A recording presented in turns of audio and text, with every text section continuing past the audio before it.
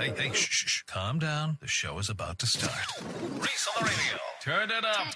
Turn it up low. Turn it up loud. It's like a dream come true. Turn on your radio. Reese is on the radio. Yo, let's get it. Due to the nature of this program, discretion does not exist. It's Reese on the radio. Right now on WTIC News Talk 1080.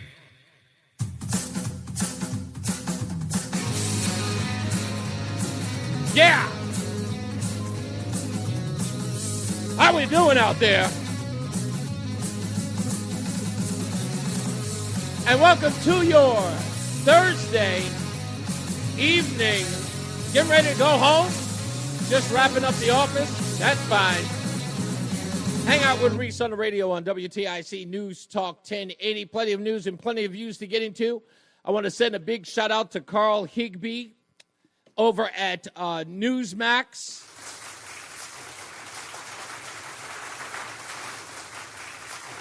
And, of course, his publicist, Allison.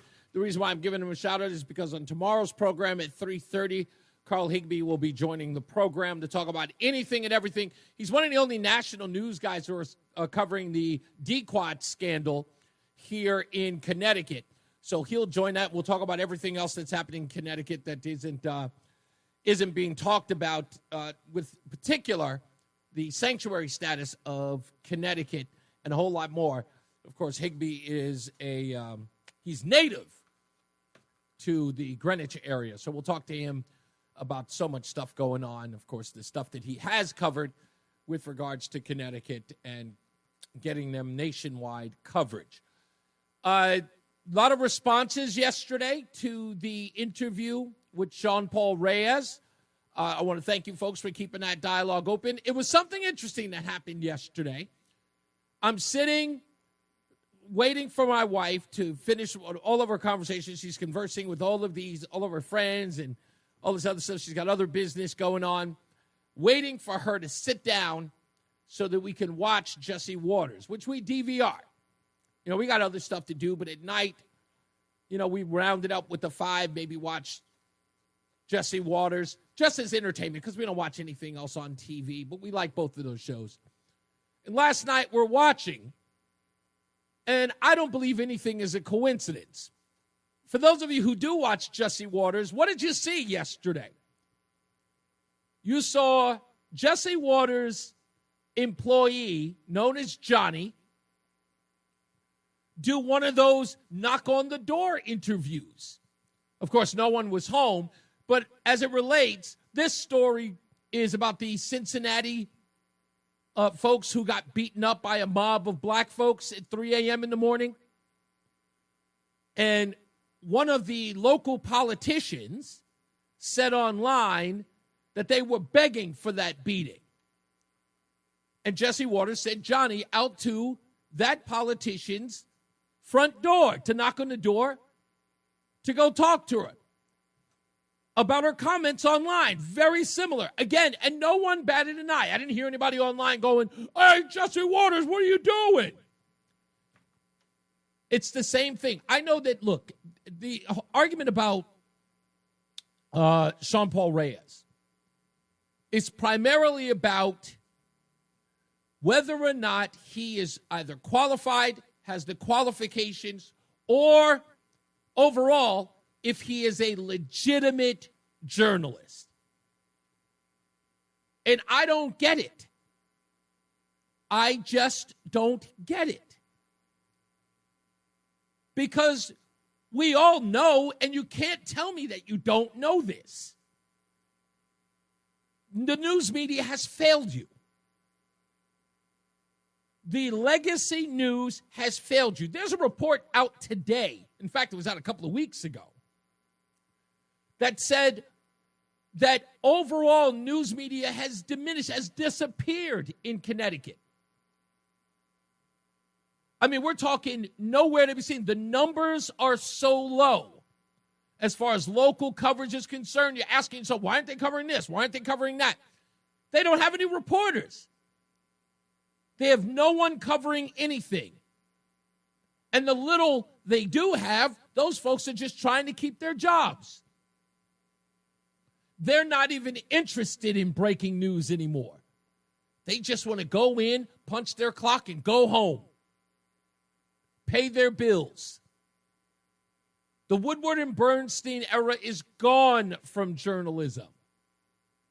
And nowadays, we got people winning Pulitzer Prizes for fake stories. Russia, Russia, Russia, anybody? That's where we are. But that being said, I just love the fact that people are having a conversation about it and they're expressing what they think, and that's great. That wasn't what my opening monologue was about anyway. I just wanted to get that out there. What my opening monologue is about is this. How many times have you heard the term living in the Matrix after the Matrix movies came out?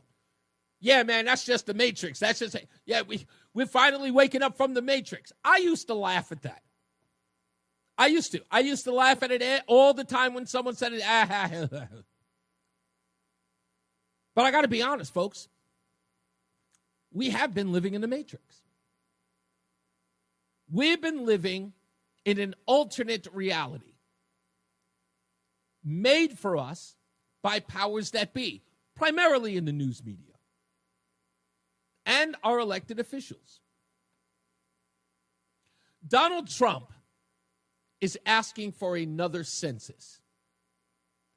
He's asking the Commerce Department to do another census. Let's count the people in the country.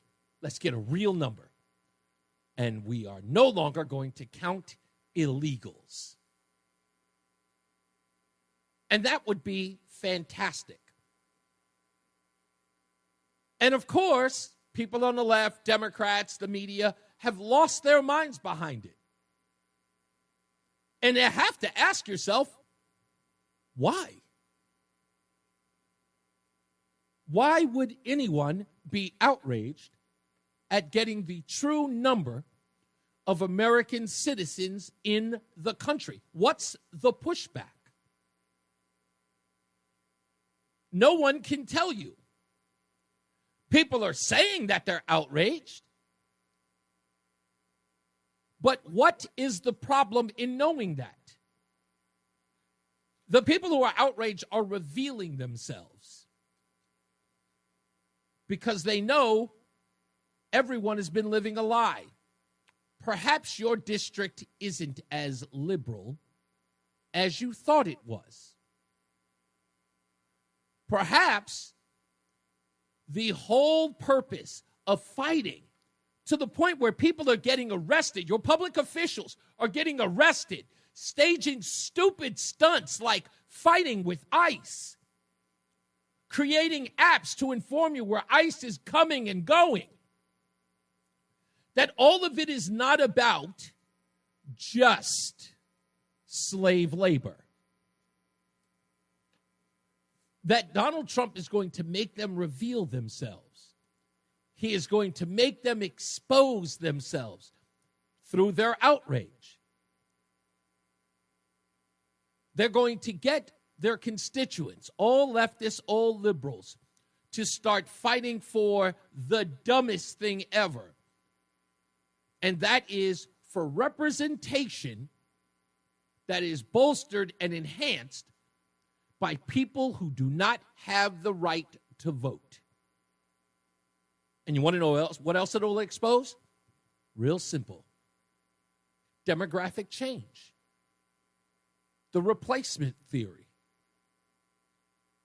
That's what all of this is about. It's getting Democrats to walk right into the trap. To finally expose the thing that they have been telling us was fake and phony all along. That's not what we're trying to do. All the while telling us that we're going to turn Texas blue. How are they intending to do it? Migration. It's always about those things. How about Bob Duff? Bob Duff trying to get low-income housing in conservative regions. What's that about? Why is he going after certain neighborhoods and certain necks of the wood that are fighting tooth and nail to keep these low-income apartments out of their community if it's not about demographic change? Why is it that, Governor Lamont, who says that it's wrong for Donald Trump to call the state of Connecticut a sanctuary state, but then says this out loud for everyone to hear? Here's what we do, Zerlina. Darn it. We don't ask people's immigration status when they're going to school, when they're going to worship, when they're going to the... Here he is. Here's what we do, Zerlina. We don't ask people's immigration status when they're going to school, when they're going to worship, when they're going to the courthouse, when they're going to the hospital. We make sure that we don't know their immigration status so that nobody can come to us and say, turn this person over. You know, that's not our job. We're doing everything we can to keep our people safe, getting criminals off the street, and protecting the rest of our population. Protecting the rest of our population. We don't tell anybody, we don't ask anybody what their immigration status is. So when we're asked, we have what's called plausible deniability. What benefit is it to you that Governor Lamont or anyone else in this state isn't asking what the legal status of its citizens? You heard that, right? He calls them our people. What purpose is it to protect them if it's not to ensure that they stay in power so that they never give up the power that they have to conservatives or Republicans? I spoke to a group yesterday that has verifiable evidence that there's some cheating going on here. Remember I talked about that here on this program? That something doesn't make sense. The numbers don't add up. That there's an overwhelming number of Democrats in regions that don't make sense. The so-called political shift was almost immediate. Election after election, and damn, don't let me get started in Bridgeport. We all know. You know how many times we were told never to mention a thing? You know how many times I got told by people in the news media? Hell, I'll name names. Matt Caron, Fox 61. Do you remember? He went down there to Bridgeport, and the police kept him from going up to the mayor's office. Police sat downstairs at the bottom of the escalator and told him, don't go up or they will arrest him. Remember that? Do you remember what I told you he told me about that station?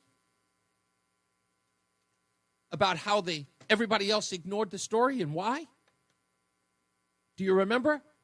It's Bridgeport. It might as well be New York. Truth be told, they didn't want to report it. No one does. Because then it would only prompt other people to ask questions. If it's happening in Bridgeport, what's happening in New Haven? Anyone bother to ask Justin Elicker why he's so, we're talking over the top supportive of illegals in his city. I thought the man was just crazy for naming a street after some young black boy who was running over police officers with his vehicle. I thought the man was out of his mind. But he's not. He's pandering. And so is Lamont. And so is Bob Duff. Oh, hell, there's some Republicans in there, too. You know they are. Trying to get some of them to get a spine, too. Nothing against them. I know that they think it's an uphill battle, but they have to start asking the questions. Screw the media. They're not listening to your press releases anyway. They're ignoring them. I know. They've told me. They don't give two damns about your press releases, folks. They don't give two damns about what Republicans are trying to fight this week or that week. I did a breakdown of all of the news media in Connecticut. Hell, they're all left-leaning. They have no interest in conservative values. You have no voice here when it comes to the media, so screw them.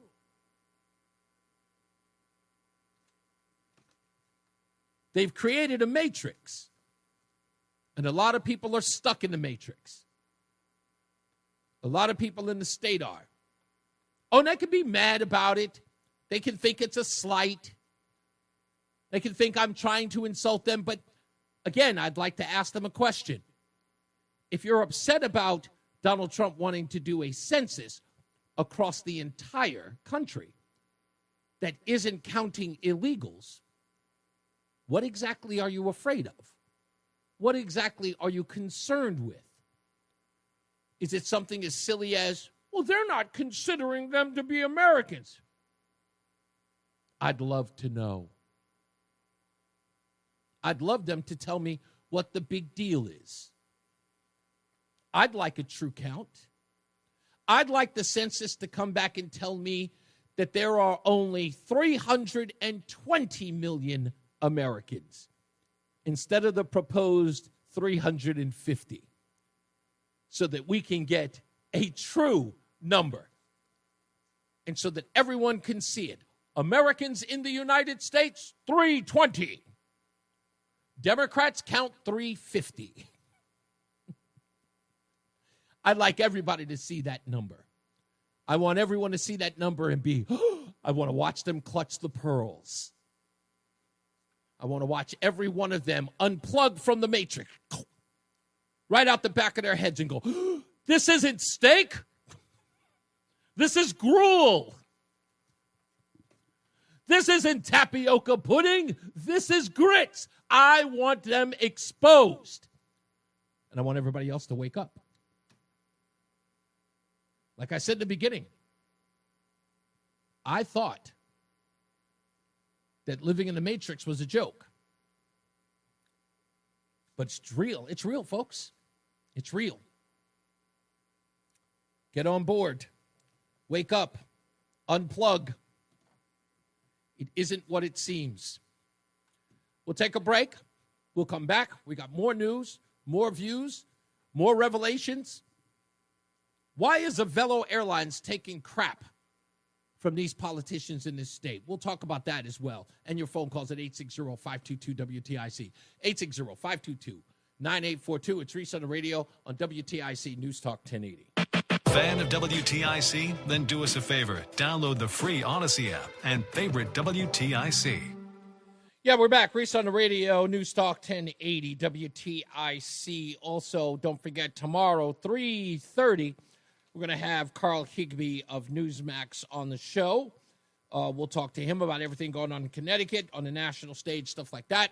And really, really excited to talk to him because I like the folks over at Newsmax, the fastest-growing cable news outfit out there today. And I know you guys are a lot of you are fans of that. We got Negro Nonsense today, and it's sad news in Negro Nonsense today. Also, Avelo Airlines is taking a lot of harassment lying down. I want to talk about that in the next hour as well after headlines and the stupidest thing I read today. This story is a problem for me because there isn't enough exposure on it in the right places. And there's an apprehension on the part of certain individuals to talk about how scandalous this issue is. And if you haven't heard about it, this is the federal probe into Senator Douglas McCrory and his alleged girlfriend, his alleged live-in girlfriend. I mean, that's according to the reports here. They allegedly share a home together, and there is money that McCrory is facilitating to go to organizations through his alleged girlfriend. And they're going to subpoena records, or they have subpoenaed records, from them, not just public records, financial records, but also personal records, according to the Connecticut Mirror. Senator Douglas McCrory's entanglement with a web of nonprofits, corporations, and foundations that received and spent millions of dollars in state funding since 2020, as well as his relationship with a woman who runs several of the entities that received money. They said a grand jury subpoena seeking emails, financial records, and other information were issued less than a week ago to the State Department of Economic and Community Development and the state's Minority Business Initiative Advisory Council, which is focused on assisting minority-owned businesses in the state. By the way, how many are here? How many minority-owned businesses are here? The grand jury also subpoenaed all documents concerning any personal or non-professional relationship between Douglas McCrory and Sansere Cicero Hamlin, who is the director of several organizations named in the subpoena. McCrory of Hartford represents the 2nd District and Connecticut in the Connecticut Senate. The state released the subpoenas Wednesday in response to a Freedom of Information Act. Somebody leaked it. One of the nonprofits Cicero Hamlin controls is Sheba Resource Center, received at least $400,000 in state grants, according to state records. Here are some other organizations that they are wishing subpoenas for. Blue Hill Civic Association, Girls for Technology, Upper Albany Neighborhood Collaborative, Inc., Society of Human Engagement and Business Alignment, LLC, Sheba, LLC, Sheba Resource Incorporated, Sheba Consulting, LLC, the Prosperity Foundation, the Legacy Foundation of Hartford, Headco Incorporated, and the YMCA of Greater Hartford, and KTH Advisors, LLC. They want them all. And they're concerned about the mismanagement of millions that is supposed to go to helping people in an impoverished community. And no one's talking about this? Why? Because they're afraid. They're scared to talk about this. Now, I'm going to say this, and I really think that people in the media should take interest in this, or at least consider it. The black community don't care whether or not you report on these organizations or not. They don't care if you're critical of what these folks are doing. They didn't see any of the money anyway. And guess what? Truth be told, ask around. Most of the black people in Connecticut already think these organizations are crooks anyway. They do. They know the jig is up. Do you remember the whole Black Lives Matter debacle? You know, everybody who was duped by that? Huh? The $90 million later? The 4, 5, 6, 7 homes? Money going to brothers? Other lovers and friends? Remember all of that? The money went to no black groups, no black communities. These folks, they're not going to be surprised. No one's going to scream racism for you covering these stories. These folks have been literally pulling at heartstrings of folks in Connecticut for the longest. Help us, we're poor. Help us, we're disenfranchised. Help us, we're black. And you folks fell for it. You fell for it. And I've got nothing against you being compassionate. That's all well and good. But you can't be reckless with people's money. You cannot be reckless with taxpayers' money. You just can't. Not when you have a growing crisis in your state when it comes to affordability. Not when you know that people can't afford that same community that you are throwing millions of dollars at through these ridiculous organizations that do nothing to help them so you can pat yourself on the back and feel good. All this money that you're wasting is doing nothing to truly benefit those individuals you care so much about. You think this works by giving it to these folks who stand around and going, I'll help them, just give me the money. That's not how it works. And once you folks get past this idea, I should say, past this idea that there is a so-called black community that we all run our ideas through, that we have so-called black leaders, there are none. There never that idea that Dr. Martin Luther King Jr. ushered in a new wave of civil rights, they're not. After Jesse Jackson and the whole smearing blood on his shirt debacle, which has, by the way, been confirmed by plenty of people who were there, after that debacle of wiping Dr. Martin Luther King's blood on himself, the grift began. All of these guys are running. And I know, look, and I don't care that those folks are listening. Every one of them. Yes, I'm talking to you, pastor, reverend, archbishop, divine leader, whoever you are, 5%er, Fruit of Islam leader, whoever it is that you are, Black Lives Matter, Urban League, Brother, Stand Tall group, I don't care. You know I'm telling the truth. You've been lining your pockets for decades. Decades. Generations even. You don't do anything but hold a barbecue here and there. Maybe a block party. You haven't improved anybody's lives, and you won't. And everybody who's been giving them this money needs to recognize that if it's not going directly to those individuals, they're never going to see them. Keep thinking that black folks or brown folks or Asian folks or anybody else is represented by some group, be it La Raza, that's who the people are who represent them. That if you give them the money, they'll start dishing it out. That's never how it works. It's never been about that. You give those folks the money, and then those folks run around and grab folks so they can vote for you. That's all it is. It's a slush fund. We know it. You know it. I know it. So nobody's going to care, those of you in the news media who cover these stories or cover this story. This money was fleeced. This money was laundered. This money was probably, more than likely, given to a bunch of cronies and friends. And that's what we're going to find out. We're going to see resignations. We're going to see people, lawyering up. And when it starts to look really, really bad, some individuals in the news media will act like it didn't happen. Think I'm kidding? Do yourself a favor right now. If you've got Twitter, if you've got X right now, go on there and type in this sentence. What stories are not being covered in the mainstream media in Connecticut? And guess what? This story appears. That's what I did.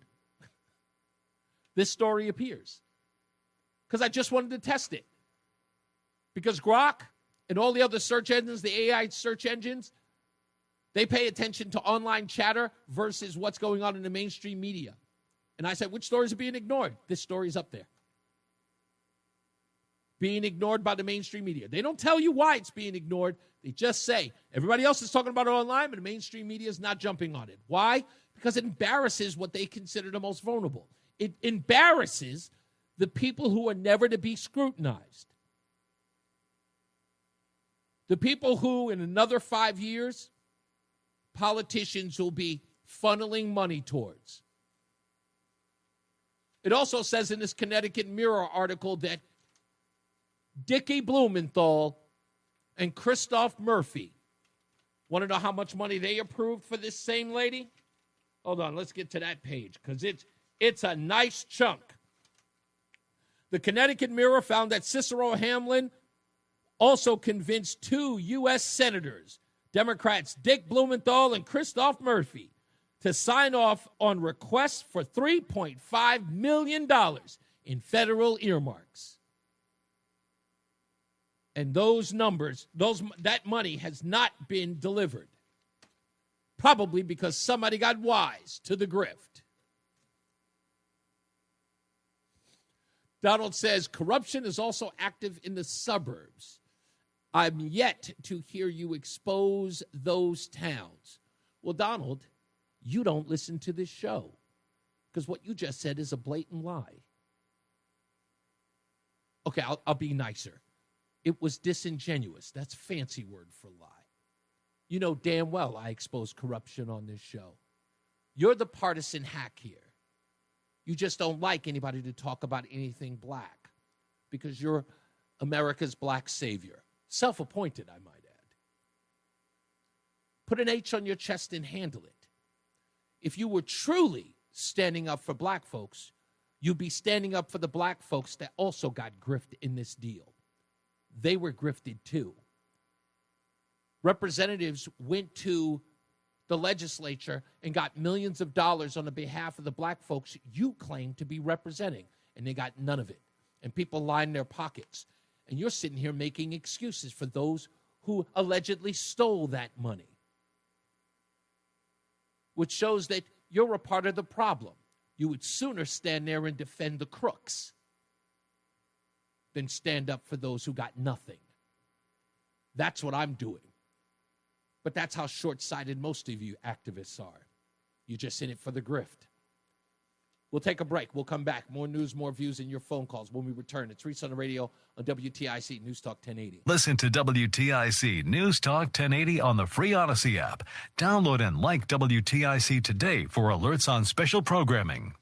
Also, programming note, we will have more details about Project Veritas's three-part series with regards to Armstrong Williams and former Attorney General Bill Barr. I've received word that they're going to release it roughly about 4 or 5 o'clock this evening before the show ends. I was hoping to get it before the show so I could at least look at it and tell you guys about it. But we're waiting on it. They did tell me it will be released about between 4 and 5 o'clock today. So we'll at least be able to talk about it near the end of the show. If that doesn't happen, we'll definitely talk about it tomorrow. And we'll get into some details, of course, with Carl Higbee of Newsmax will be on the program as well tomorrow. Not taking any phone calls now because in a bit we'll get into headlines. I want to ask the question, why is Avelo Airlines taking this harassment by public officials lying down?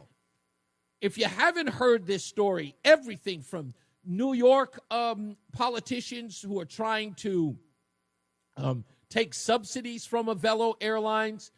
We've got attacks by Justin Ellico, who's saying he's not trying to extort them to do his bidding, but they have a problem with Avelo because they are participating in flying illegals out of the country in association with the Trump administration. And everybody's going after them. You know, of course, Attorney General William Tong is going after them as well. And I can't seem to understand why Avelo Airlines is taking this line down. What do I mean by that? If they've got a contract with the government, why aren't they using their contract to get the bully pulpit to push back? Now, I know that usually they don't. Look, I think that President Donald Trump, Stephen Miller even, I think that even the press secretary, Caroline Leavitt, I think that they should go to that bully pulpit and express their outrage that an American business, a low-fare airline in Connecticut that's, again, helping and assisting average citizens without, considerable wages, be able to fly and visit family across the country, that they would be penalized and targeted by politicians. And I'm stunned that they haven't used their relationship with the White House to let them know, hey, we're being crucified out here. So, and I don't understand it because, look, no offense, if I had that relationship, if I was working for them and they were coming after me, the first thing I would do is be like, hey, these folks are on my back. Now, I don't know. I've looked at the numbers. It doesn't look like Avelo's really hemorrhaging travelers in any way. I think that in the last year, from 2024 to 2025, they went from 1.2 passengers. They're up to 1.5. I don't know if that's a considerable increase for them, but I just don't understand why they wouldn't push back. It doesn't make sense to me. So I'll talk a little bit about those stories, or that story, as well, because there's a couple of them related to that. Also on the program today, we've got to talk about A new movie I found out about. I watched, there's another sequel coming out to a movie I don't think anybody even saw, but apparently it was a success. Greenland. I'll talk about it as well. What was the other thing that I need to, yes, stupidest thing I read today. I've got that, and I've got a whole lot more to get in, plus your phone calls and a whole bunch of other stuff. So don't fret. I'm really, really waiting for this video to drop from Project Veritas about Bill Barr. I was really, really expecting that, like, in a heartbeat. Hey, Roland, I have to ask you a question about Sunday show. Are we still, by the way, am I still doing the Sunday show? Yeah. Okay. What do we usually do? Do we take, like, the interviews and we just do, like, because it's only an hour on Sunday, right? So we just, if I do an interview, we just play both interviews during that hour? Is that what we do? Or is it done? No. Well, sometimes it depends. Okay. It depends on what I hear. Or Okay, so do you splice it up into like several breaks? yeah, How many breaks? 4? if it's an hour, I think it's 4. Okay, so 4 breaks. Okay, good. That's what I'm asking. So can we possibly get Reyes and Higbee in this week's? Even though I know Higbee's going to be on tomorrow. Do you think we can still get Higbee into this week? Or no? It's already this week's It's already done. put together? Okay, I knew it. That was the reason why I was asking. Okay, because that was the reason why I was trying to get Higbee faster. This week we could do Higbee because it's only a half an hour. I got you. Okay, good enough. That makes sense. All right, fair enough. I was just wondering if we could be able to get him into the package. But just so I know, what would be better for you, that I do the interviews earlier in the week or before Wednesday, or like what would be better? I know I'm telling inside baseball here. It doesn't matter to me. I don't care. I love telling people. I like to have it by Wednesday. By Wednesday? Okay, good. No, that helps me help you, so then I can plan, because what I like to do is if I get somebody who's going to be on, I like Monday to at least tease the person's going to be on, and then do a Tuesday or Wednesday interview, and then Thursday and Friday kind of keep it free-flowing and all that other good stuff because we got ladies' night. So that's the only reason why I asked. Okay, so I want to make sure that we do all that. Yeah, that'd be perfect. Okay, good enough. All right, so we got more news, more views. We'll talk about Avelo Airlines. We'll talk about other news that's in the thing. We got headlines coming up as well, so stick around for that. Now it's time to go to the WTIC newsroom with John Silva. And we'll be back. It's Reese on the radio on WTIC News Talk 1080. Reese on the radio, making sense of the news. Yeah, even when it makes no sense at all. Now on WTIC News Talk 1080. Yeah, baby, we are back. It's Reese on the radio. I got to address something that somebody says in the chat room, and this is the part that I never ever seem to understand with some people. But it's not that I don't think anybody in the world is stupid. I never ever call anybody stupid. I don't think that I know naive is one. That much I know. I know some people are naive, and I want to address that naive statement in a second. But I got to do headlines first.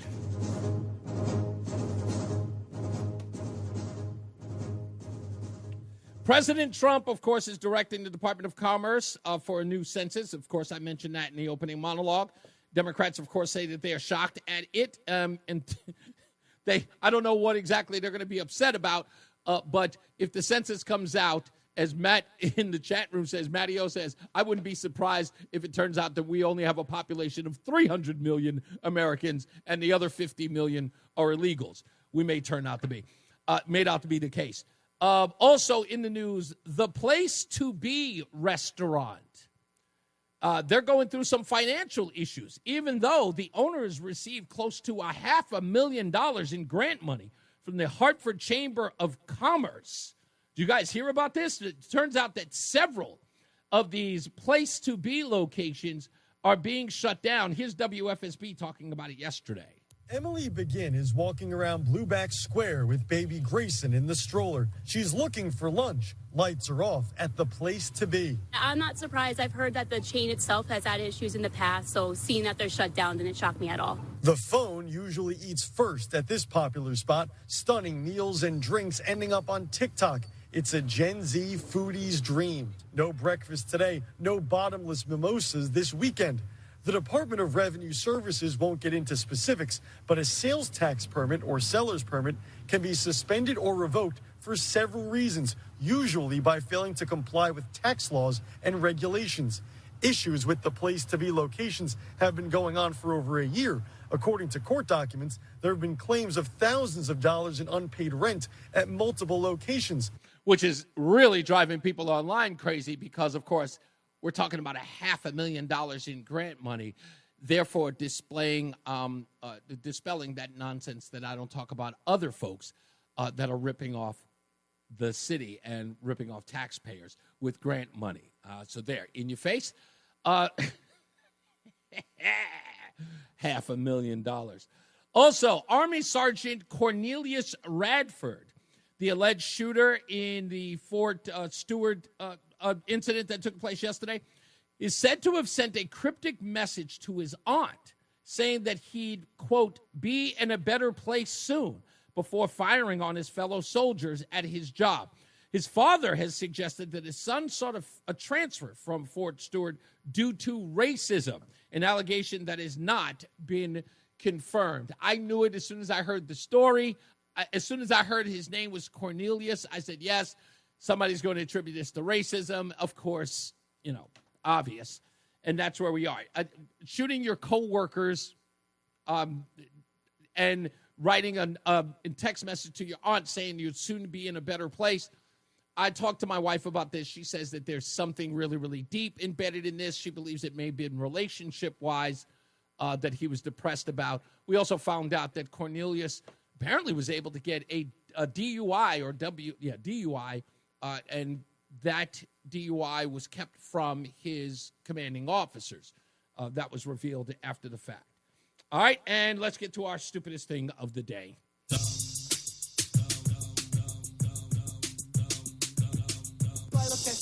Yes, you do. Stupid as can be. This could very well be the stupidest person on the face of the earth. Stupidest thing I read today, a Chinese man was recently scammed by his local gym into spending more than $121,000 for a gym membership for 300 years. I've been a part of like Planet Fitness.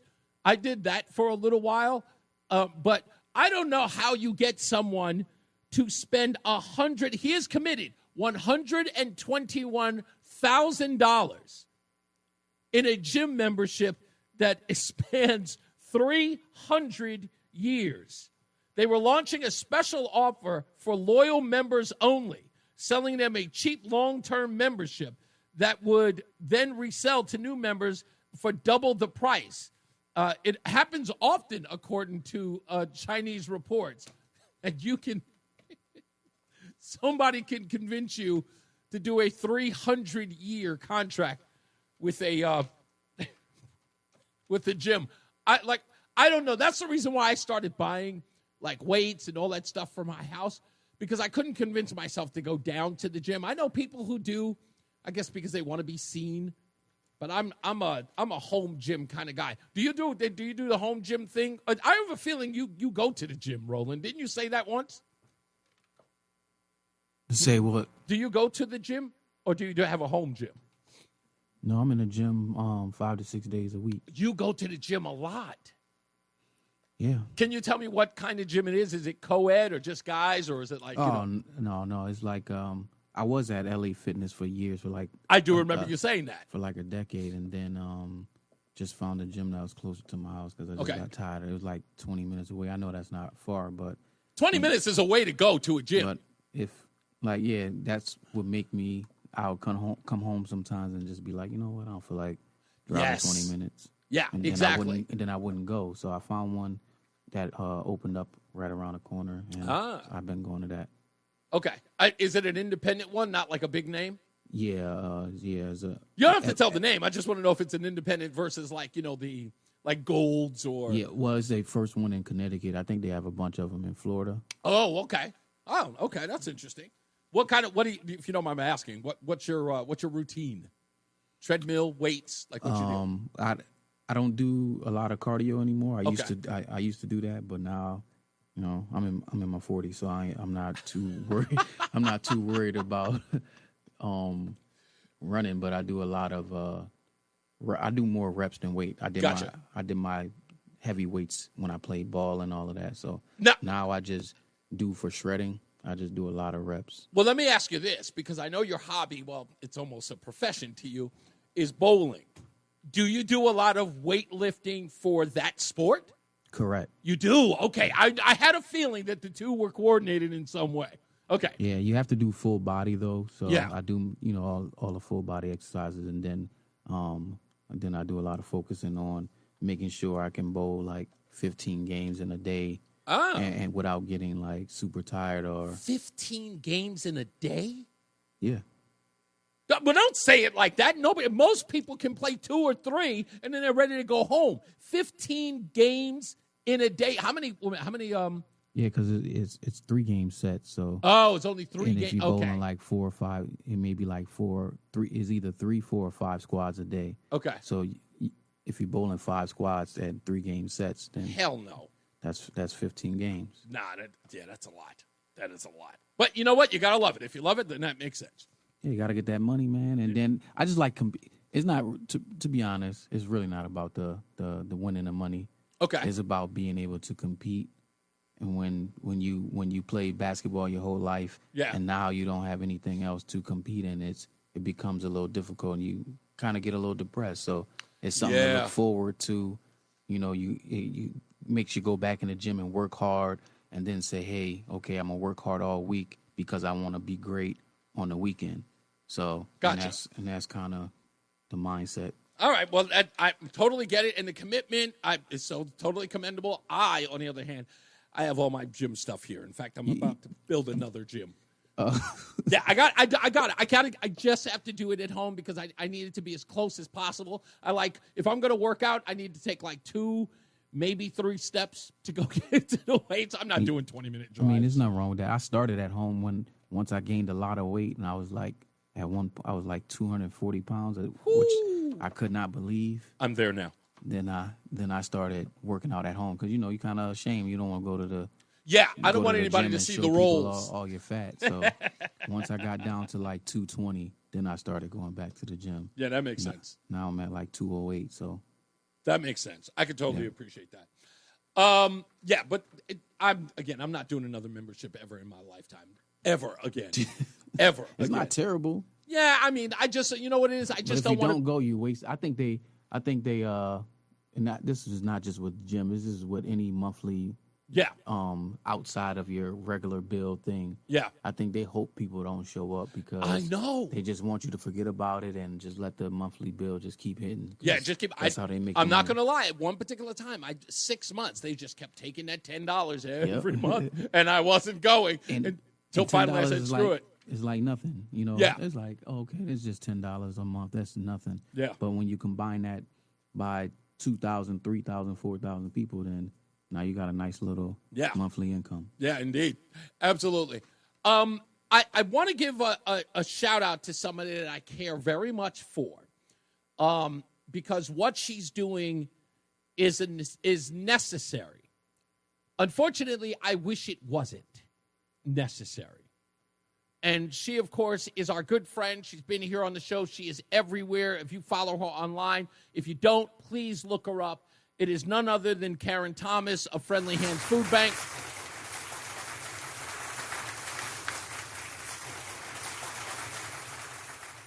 I just want to acknowledge her husband, Ken. I love them. They are family to me. My wife loves them. And what they're doing is, of course, at Friendly Hands Food Bank, what they do is feeding the hungry in Connecticut, and they are affiliated with anyone and everyone everywhere and getting those organizations food. So if there's like a truck coming in that needs to, offload some of the food that they have, Karen coordinates and she does logistics to get other food banks food. And she is a powerhouse in this. She has dedicated her life to that and to other things, but she's a godsend. I love her. I love her family and everything that they do. But this may be a little bit of friendly fire, but it's not on. I swear, Karen, this is not on you. But I understand that on Tuesday, Governor Lamont was at the new facility. That Governor Lamont went down there to look over the new facility as it's being built in Torrington. And I got to say this, Governor, with all due respect. You can't show up there raving about a larger food bank. You can't show up. It would be like showing up raving about a bigger shelter for the homeless. These things are happening under your leadership, sir. Karen Thomas and the Friendly Hand Food Bank had to get a bigger facility because they serve over 11,000 families. Okay? The need has grown. Every year I talk to Karen, the number of people that need in Connecticut is growing. You can't show up there and flex, my man. You can't. This is what the kids call not a flex.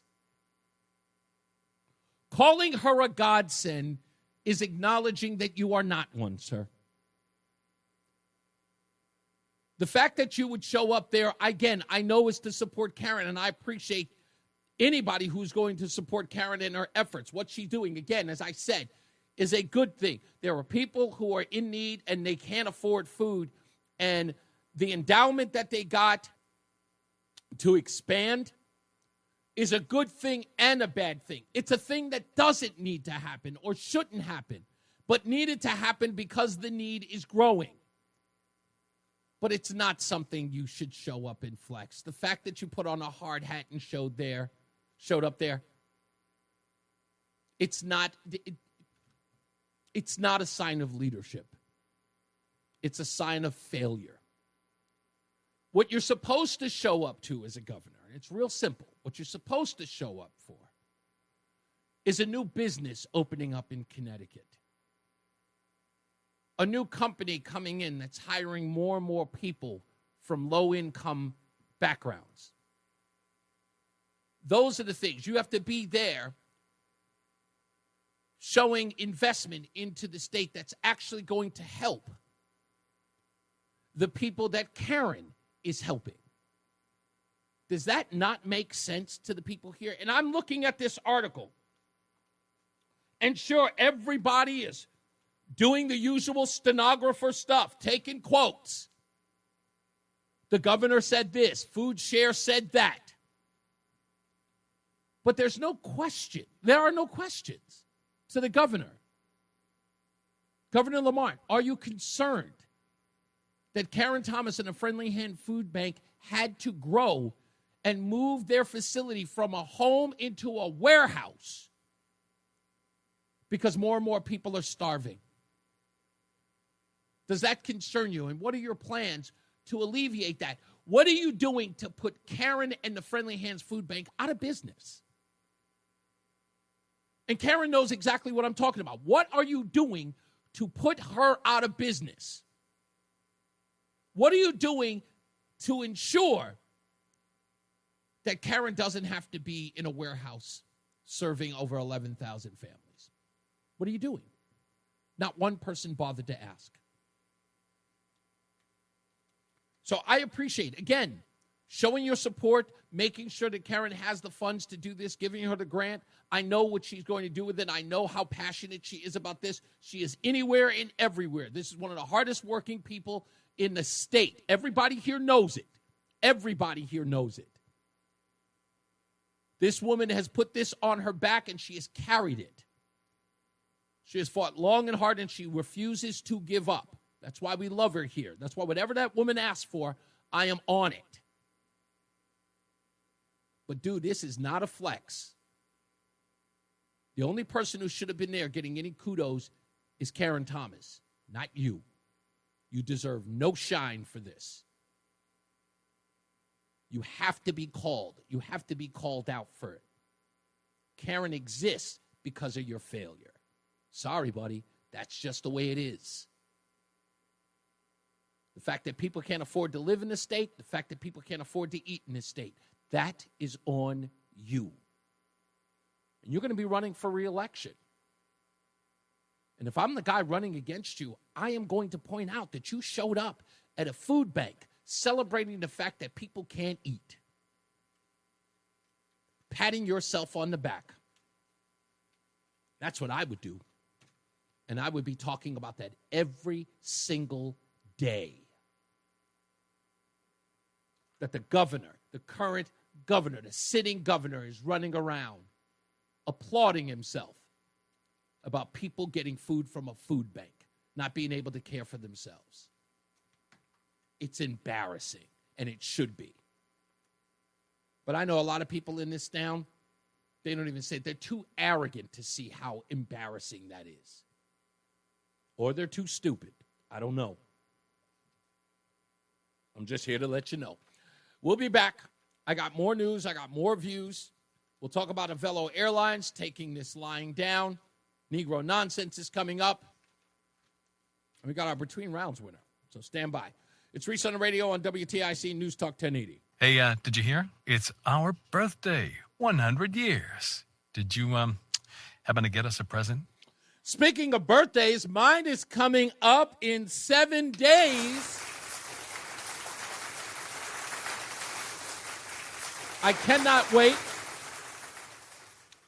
The only reason why I'm excited is because I get to be 56. As you know, 55 that's my target age. But now I'm getting really, really nervous about getting older. I'm like, oh, all right, slow down. Can I say 55 forever? But yeah, I'm still excited for my birthday. I just am. It's been a great year.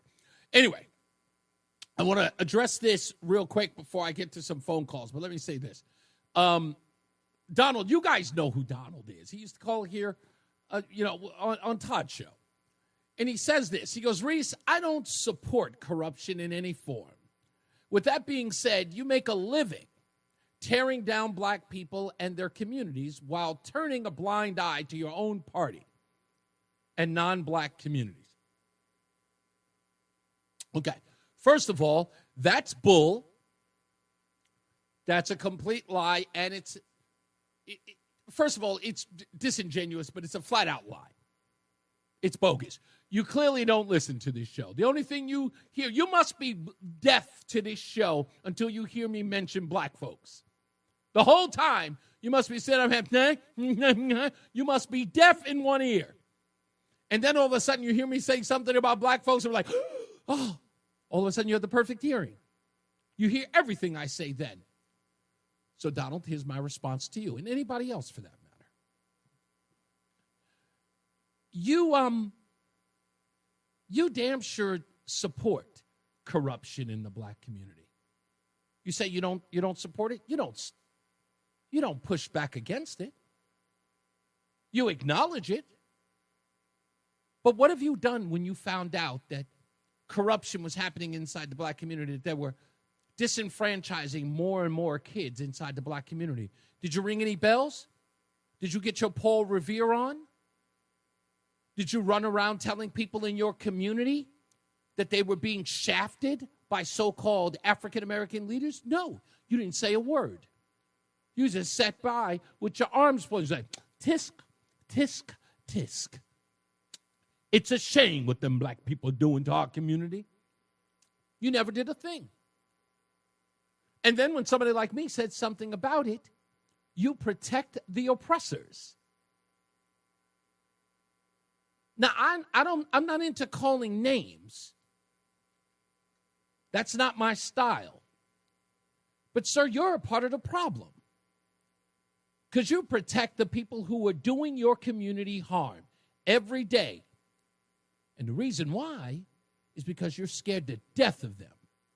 You can't say anything to those people. You can't say nothing to the drug dealers. You can't say nothing to the gangbangers. And you can't say anything to the politicians who steal your hard-earned money to line their own pockets. You can't say a word to them. You're scared to death of them.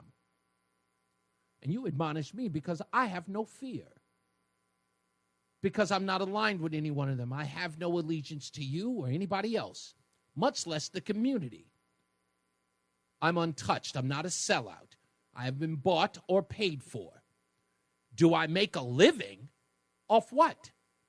Exposing the truth, I'll take that check every day. Exposing people who are corrupt, I'll take that check every day. I'll cash that check every day with pride and sleep well at night. And at the same time, where people like you will turn around and come after me, but never go after the people who are actually stealing from the community, never ever dragging their feet and bringing them to the public or exposing them for who they are. You sit up here and admonish me. Please, you bore me. You bore me. I'll tell you this story. And you remind me of this woman. We need to look up who this woman is. All of you should look up who this woman is. You ever hear the story about the woman who stabbed Dr. Martin Luther King Jr. in Harlem? You ever heard about that woman? You should look her up. Look up the picture of Dr. Martin Luther King Jr. in the Harlem hospital after he was stabbed by that black woman. Anybody want to know why she stabbed him?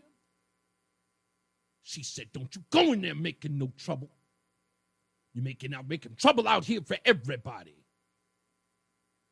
Want to go watch that video of Jesse Jackson on Bill O'Reilly's old show?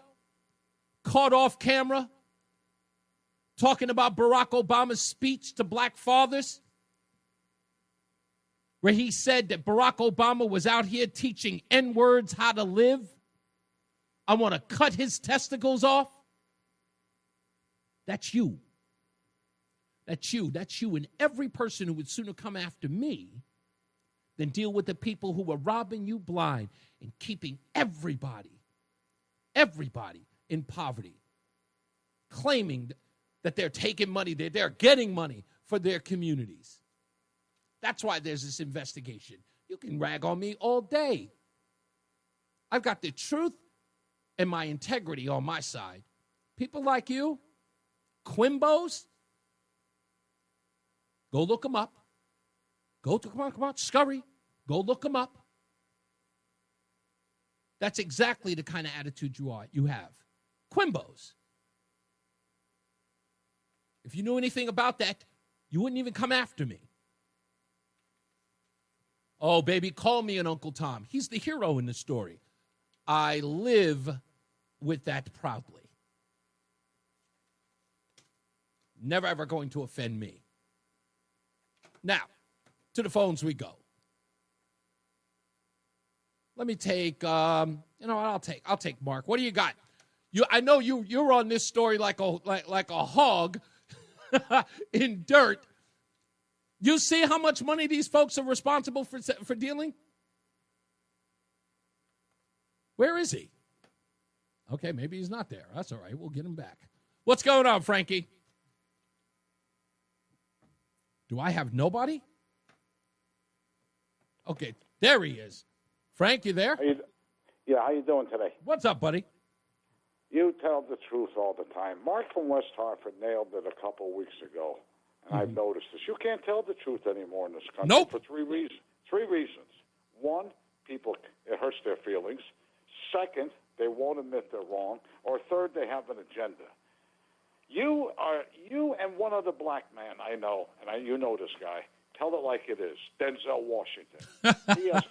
He has clips on YouTube. And he had a clip the other day, and it's so true for all men, not just black men. He says something I've been telling these young guys for decades. Don't waste your time and money chasing women. Build wealth. And then, guess what? They'll find you. Yep. It's always the case. Right. And then you'll have to, then you got to beat them off you.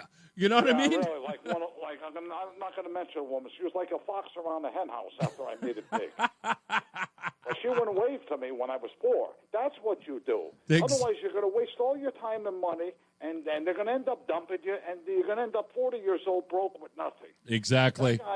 That guy's very successful, 44 years married to the same man, a tremendous role model. But you tell the truth, and that's the problem. People don't want to hear that. I know, and they don't because they think I'm supposed to have some allegiance. They've placed me in this category that says, you're black, stand for black things. Stand for the black things that we tell you to stand for. And I'm just like, no.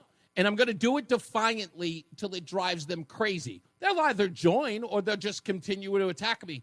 But I wish they understood, I've been married 4 times. I know what it's like to be attacked. It's like it's nothing new.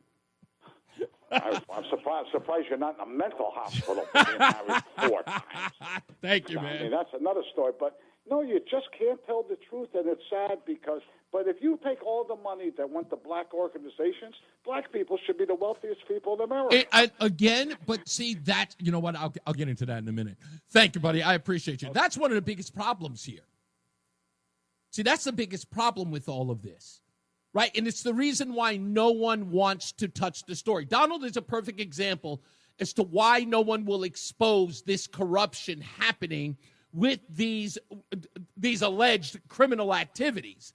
The reason why no one will touch them is because there is news media out there that's just like, they're just going to call us racist. We can't cover it. We can't alert the masses. We can't do our jobs because we're so concerned about what we're going to be called, what we are going to be admonished for, instead of doing what we're supposed to do, and that's tell the truth, reveal the truth, and inform people. So worried about their own personal reputation, instead of looking at those people and going, hey, if I didn't expose it, the corruption would continue. More and more people would be allowed to take more money out of your mouths, out of your pockets, and do nothing for you. So you can be mad. Donald over here is upset. Why? Because I need to expose white people. You need to expose white people. Where you been? Try this on for size, Donald. I expose all people. And again, have you not been listening to this show all week? What do you think, the Connecticut Green Bank is part of the NAACP? Huh? Did I talk about the Connecticut Green Bank? Yes, I did.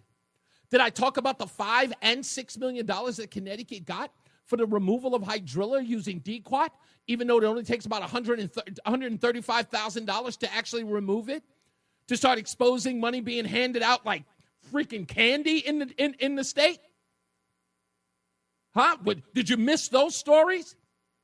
I've been talking about DQuat ad nauseum. In fact, some audience members are like, will the guy move on? Where were you? I didn't hear you once even thank me for pointing out the fact that it ain't just white folks' water that's going to be affected. It's yours too. Unless, of course, you're still drinking from a colored fountain.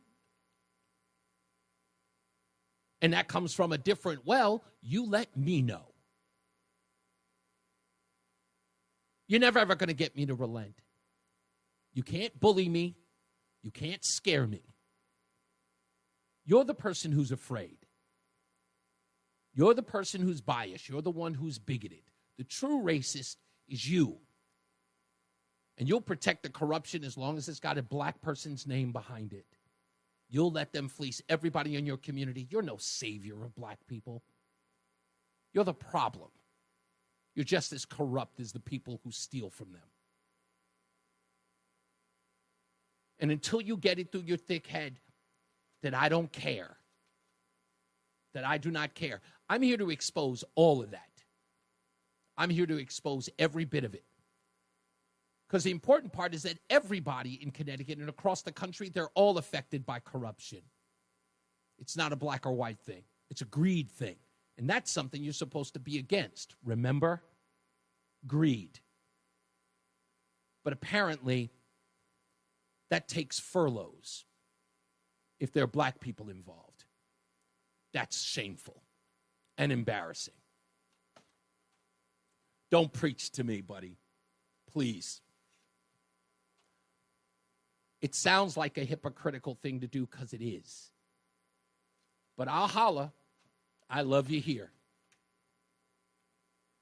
We got more news and more views when we return, and we'll take more of your phone calls when we get back. It's Reese on the radio on WTIC News Talk 1080. It's Reese on the radio. Ask your doctor if common sense is right for you. On News Talk 1080 WTIC. And also, you know what's really, really important? You know, if you really, really want me to stop, call all your black friends and tell them to listen to WTIC from 2 to 6 every week. In fact, they'll hear so much stuff that I say that they'll probably call the front office and say, you got to ban that guy. If you really, really want to get me to stop, you know, you guys protest everything, you know, say that, tell people that there's a sellout on the radio. There's this black guy on there who's completely selling us out. Yeah, just let him know, please. They'll run here in droves. But I'll tell you, can I tell you a little secret? Let me tell you a little secret. You want to know why they won't run and tell the black community that I'm here? Because if they do start listening, they'll start agreeing. If they do start listening, they'll start understanding what's happening to them. And nobody, much less Donald, ever wants them to be exposed to the truth. They're deathly afraid of people like me. That's why they keep asking me to stop. And they'll never run around and hold a protest to get rid of me. Because if people found out that I was here in a black community, it's over. Over. Even I know that. Now Marky Mark is back. What's up, buddy?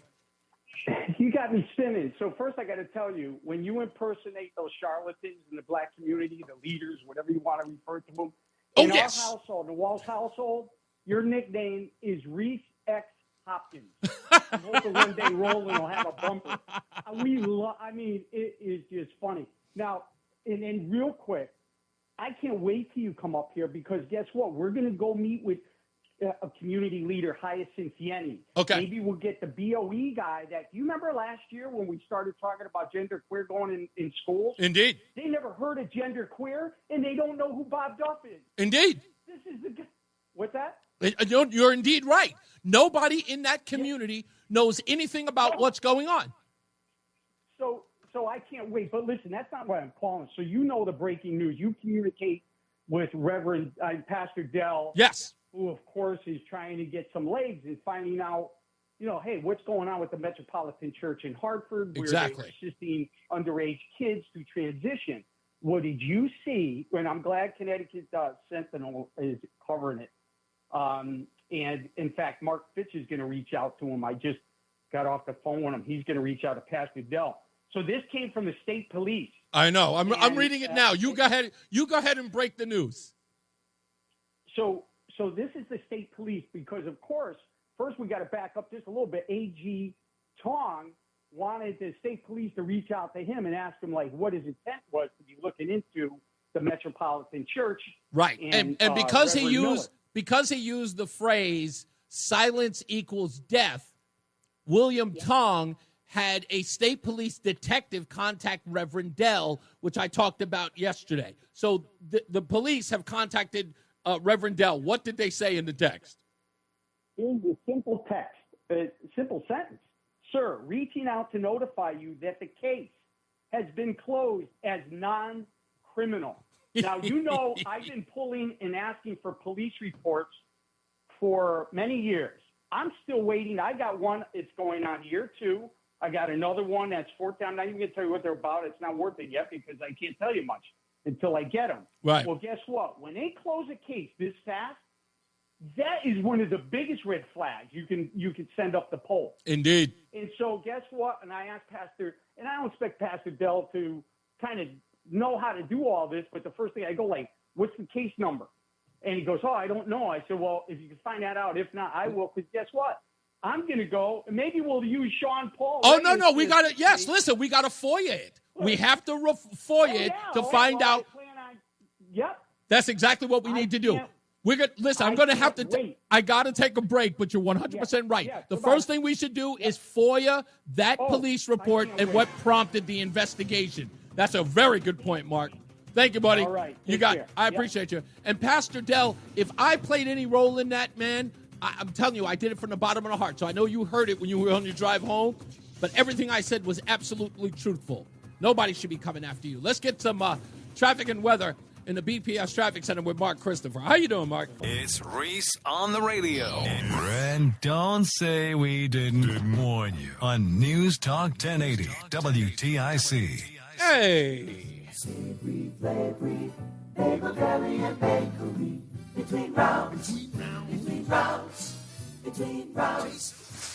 I really do love that song. Every time it plays, we don't play it enough during the show, but I love that. It always makes me dance. I don't know why. Anyway, congratulations to Hank C. from Harwinton, Connecticut. He is our latest winner of Between Rounds Dozen Bagels a Month for 6 months, courtesy of Between Rounds, the Bagel Bakery and Sandwich Cafe, located in South Windsor, Vernon, and Manchester. In order for you to win, you've got to go to reeseontheradio.com. That's REESE on the radio.com. Plus, we got plenty of stuff there. You can follow me on Substack. You could also listen to the show. If you missed it, it's there for you as well. And send us a message. Even if you have, because you can participate, a stupidest thing that you've read today, if you've got a story that you want to link there, there's a place for that as well. So go to the website. That's reeseontheradio.com, REESE on the radio.com. You must live in Connecticut to participate in Between Rounds. You can be from anywhere if you just want to send me a message. But you must live in Connecticut, and you cannot have won in the last 6 months from today in order to participate in Between Rounds. So Hank in Harwinton, he is our winner today. When we come back, Negro Nonsense is coming up. I've got movie news about a movie that I think was probably one of the worst films in the sense of displaying the human condition. I want to talk about that a little bit. Also, did I say Negro Nonsense? This story is bigger than just being a news item. It's so much bigger than that, and I've got to get to like what's going to happen as a result to this. You all know about Paramount pretty much switching gears. Stephen Colbert is gone. People are concerned about whether or not The Daily Show is next. Well, something else was on the chopping block and was announced yesterday. And I'm making a prediction with this particular story that what's going to happen, and it's not a good thing. So we have to get into that. Back to Pastor Jacob Dell. I really, really hope that this show and people on X who heard about the police getting in touch with you, I hope that pressured them to stop this ridiculous investigation into you. That was a tactic to bully you or to shut you up, and I'm really, really incensed by it. But I'm glad that they sent you that message saying that there was absolutely nothing in what you wrote that was remotely criminal or a threat. It was embarrassing that they would do that to you. Anyway, let's get another check of weather and traffic. Matt Benz, he's in for Jason Caterina. And Mark Christopher, he's in the BPS Traffic Center. Hey, Mark. President of the Chris Murphy Fan Club, Reese on the radio on News Talk 1080 WTIC. I just received word that the Connecticut Sentinel has the case number in the investigation into Reverend Jacob Dell. And they're writing a follow-up story. And according to Reverend Dell, this came directly from Attorney General William Tong. So stay tuned. Follow up with the Connecticut Sentinel. Of course, I'm following them, so I'll have the story as soon as they do. Also coming up, we are waiting for part 2 of Project Veritas's investigation into former Attorney General Bill Barr, and Armstrong Williams. So the minute that comes over, I will check out that audio and probably play some audio from it. Let's get to some phones. 860-522-WTIC. Donna is in Glastonbury. Hello, Donna. Hello. How are you? I'm okay. I think I have a Woodward and Bernstein for you. Okay, let's go. It was actually on Brian Shackman, the end of Brian's show this morning, and it involves I believe he's a state rep, Doug McGrory from Hartford. Yes, we talked about that in the beginning of the show. Involves a considerable amount of money going to his alleged girlfriend. Yes, Sansaray Cicero. Yes. How do you pronounce? Yes. Wait a minute, Donna. How are you pronouncing her name? Sansaray. Have I been saying that right? It's Sansaray. Sansaray. Exactly. What is your take on all of this? As far as, because we do know that there was some $3.5 million that was earmarked by Blumenthal and Murphy that hasn't been delivered. Yes, all I heard was what I heard on Brian's show this morning, but I know that I would love to talk to you off air about this, because there are some other connections that are interesting. Hold on. But Donna, stay right there. Don't go anywhere. Hold on for me real quick. All right. I just want to do this real quick. I'll do that. Okay. I am going to, during the next break, I'm going to send you a text message to a number. Okay? I will send you a text message from a number. It'll be a 202 area code. You and I will communicate there.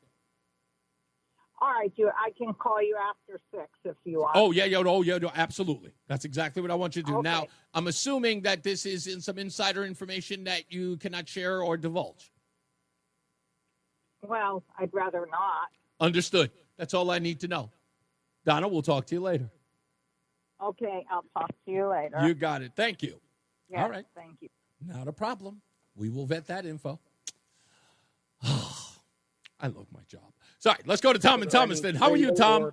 Your phone calls. Tom, you there? Yeah. Hey, Reese, what's going on? Not much. Hey, the guy. First, I want to say you always look out for your people, Reese. The Reese on the radio people. You're damn right I do. Every day. And I just caught the tail end of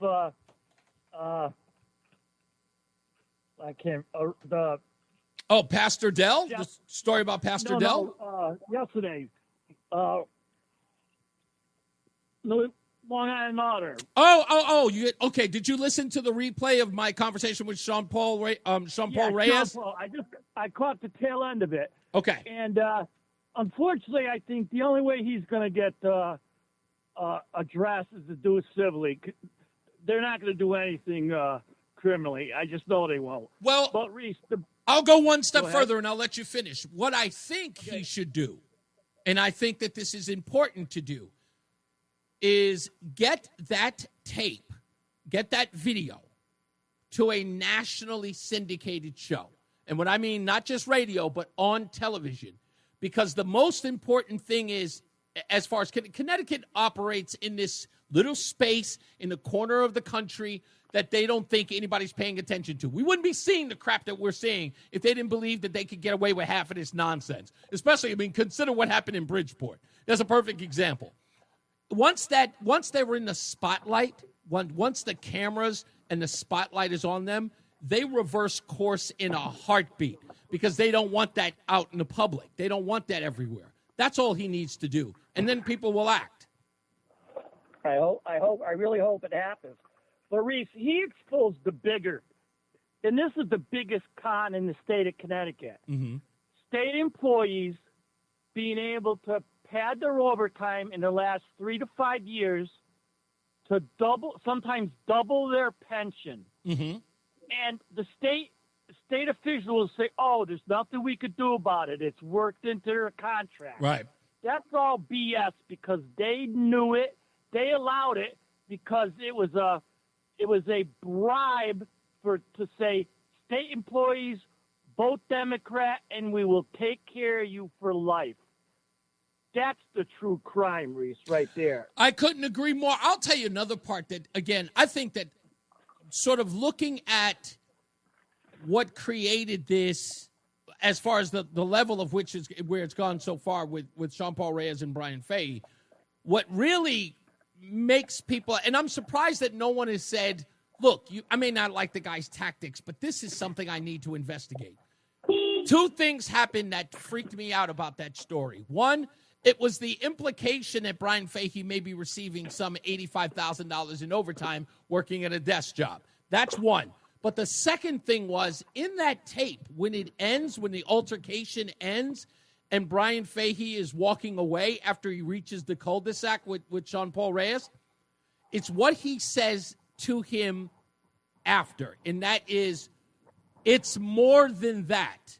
When he talks about him receiving overtime money, he brags and say, it's way more than that.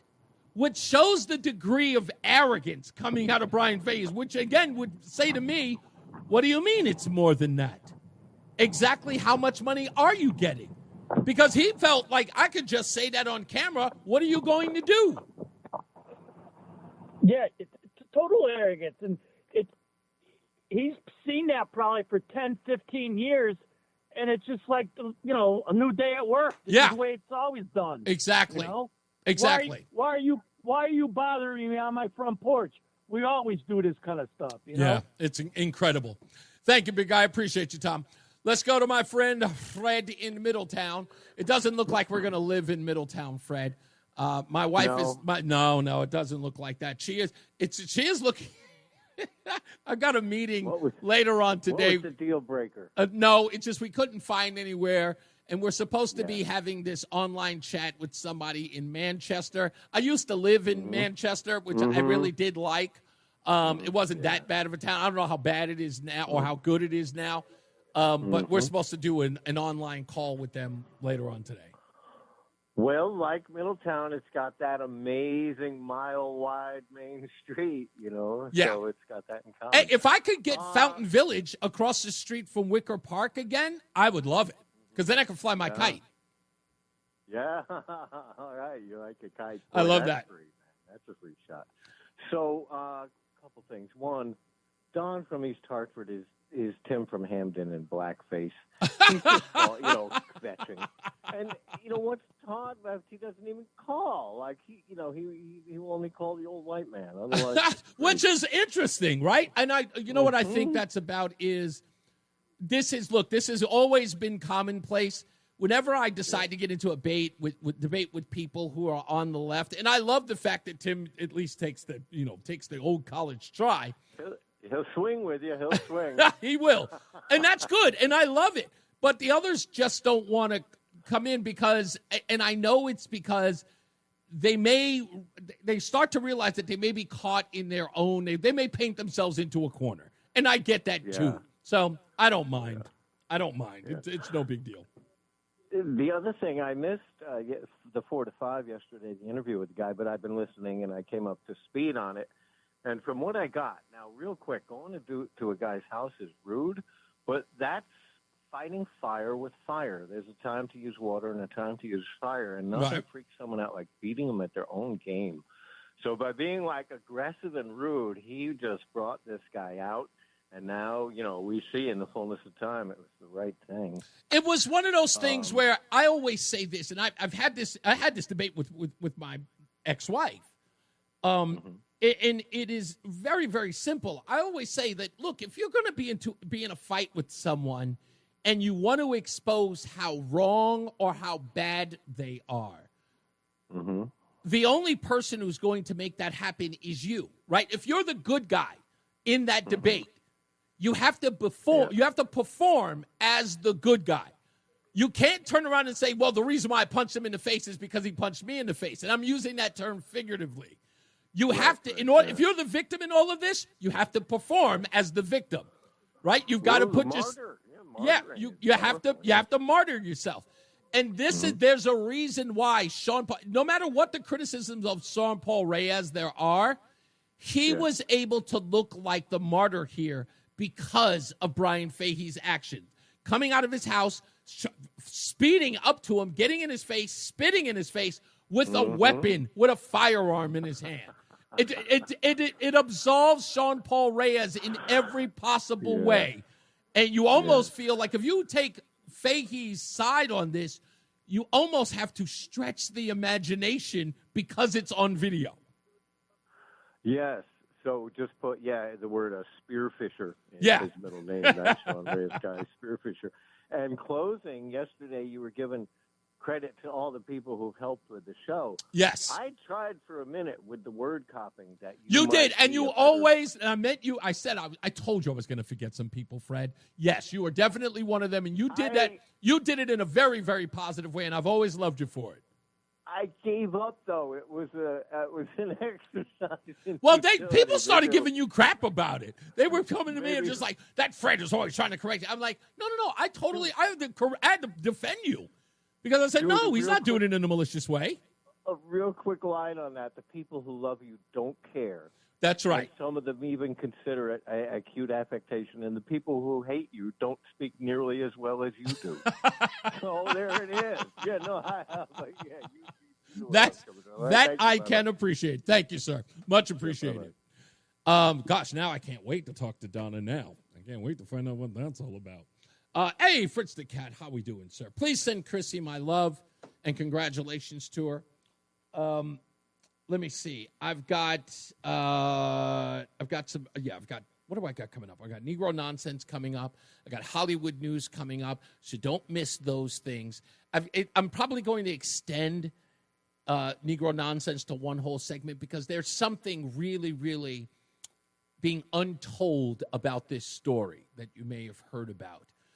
We've got no confirmation on Howard Stern whether or not it is indeed true that his show is over with kaputs this year, although there has not been a pushback from him on that story. So I'm looking into that as well. Plus, we've got some other news and views to get into. Stephen says the state of Connecticut is not run for the citizens of the state, but is a benefit society for the state's workers. Yes, Stephen, without a doubt.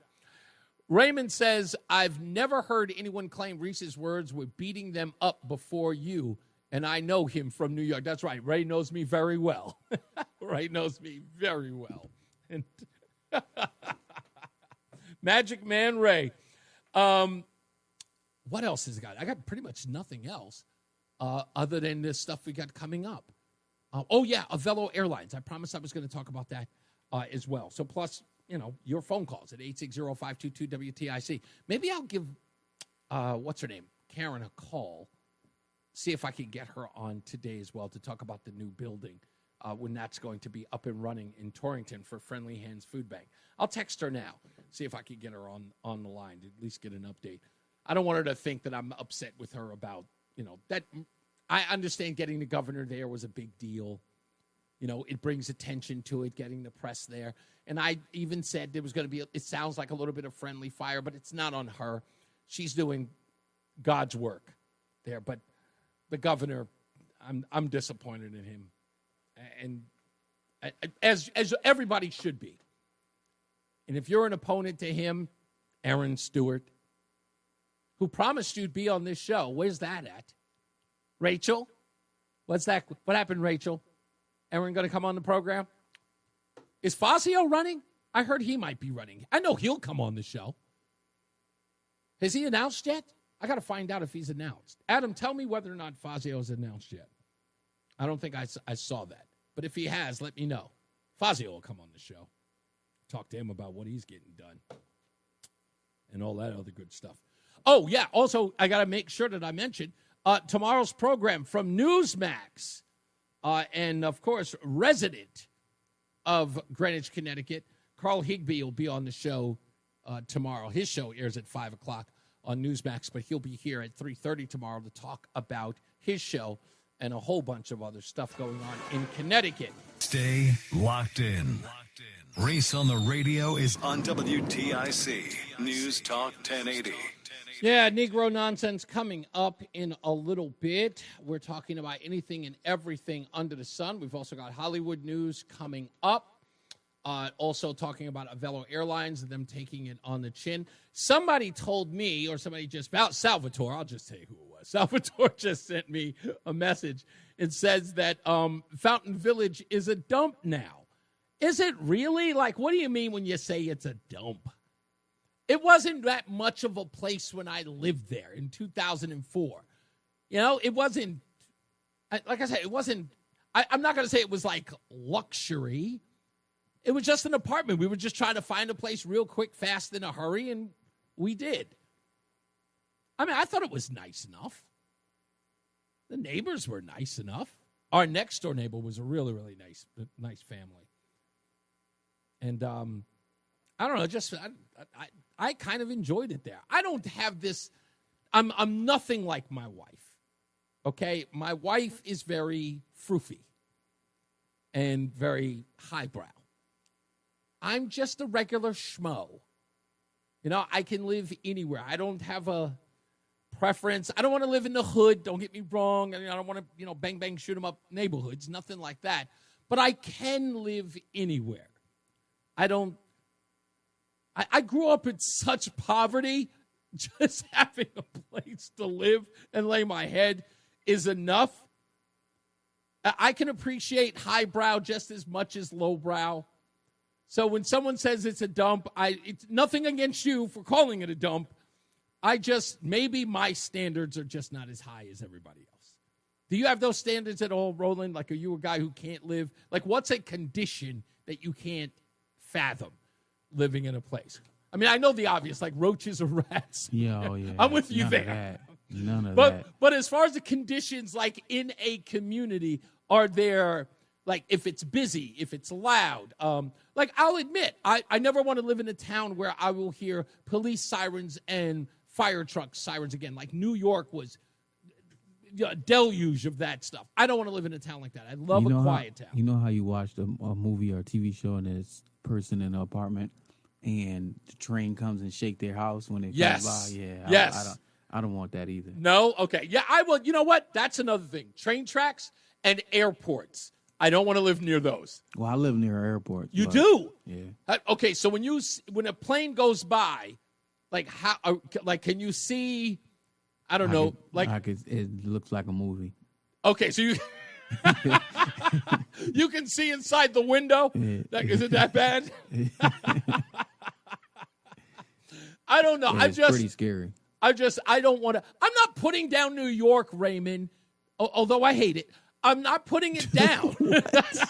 I do. I hate New York. But I know, look, Raymond lives in East New York, right? Which is one of the last places in New York that's still New York, right? East New York. I'll even say that parts of Bensonhurst are. But Raymond, you know that there are some places, and nothing against gentrification. Sometimes it could be a good thing for a neighborhood.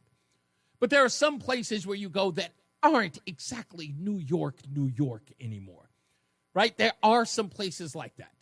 And I'm not, again, it's just not, I'm a Manhattan guy. I've always been a Manhattan guy, and Manhattan is not the way it used to be.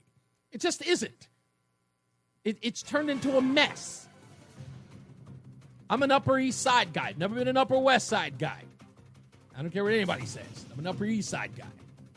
Let's get some weather and traffic.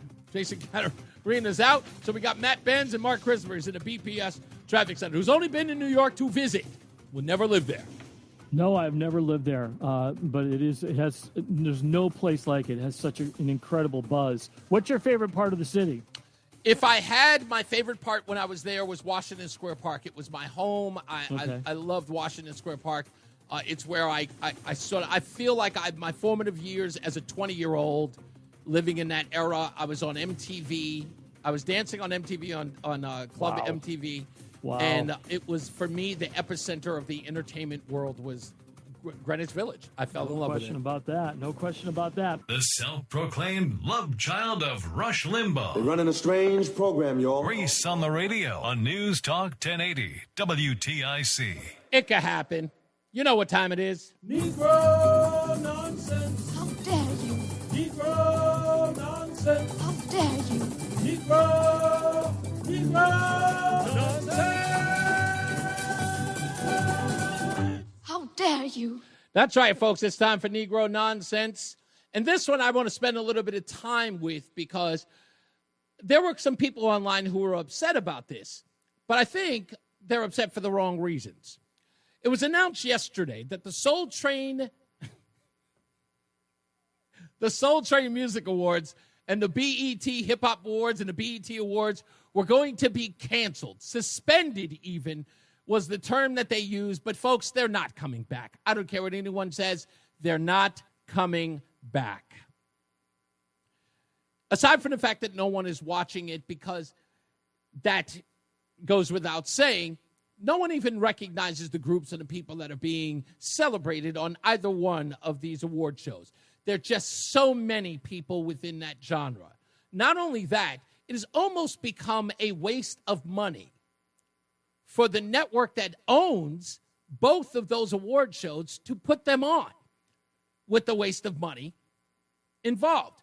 But what is the downside of this? It's not that kids in the hip-hop community will not have an award show that celebrates them. No. Absolutely not. It's about what's going to happen to other award shows to make up for it. That's what's going to happen. Do you folks remember the Oscars So White controversy back in the days? people protesting because they didn't have enough people of color or enough diversity at the award shows.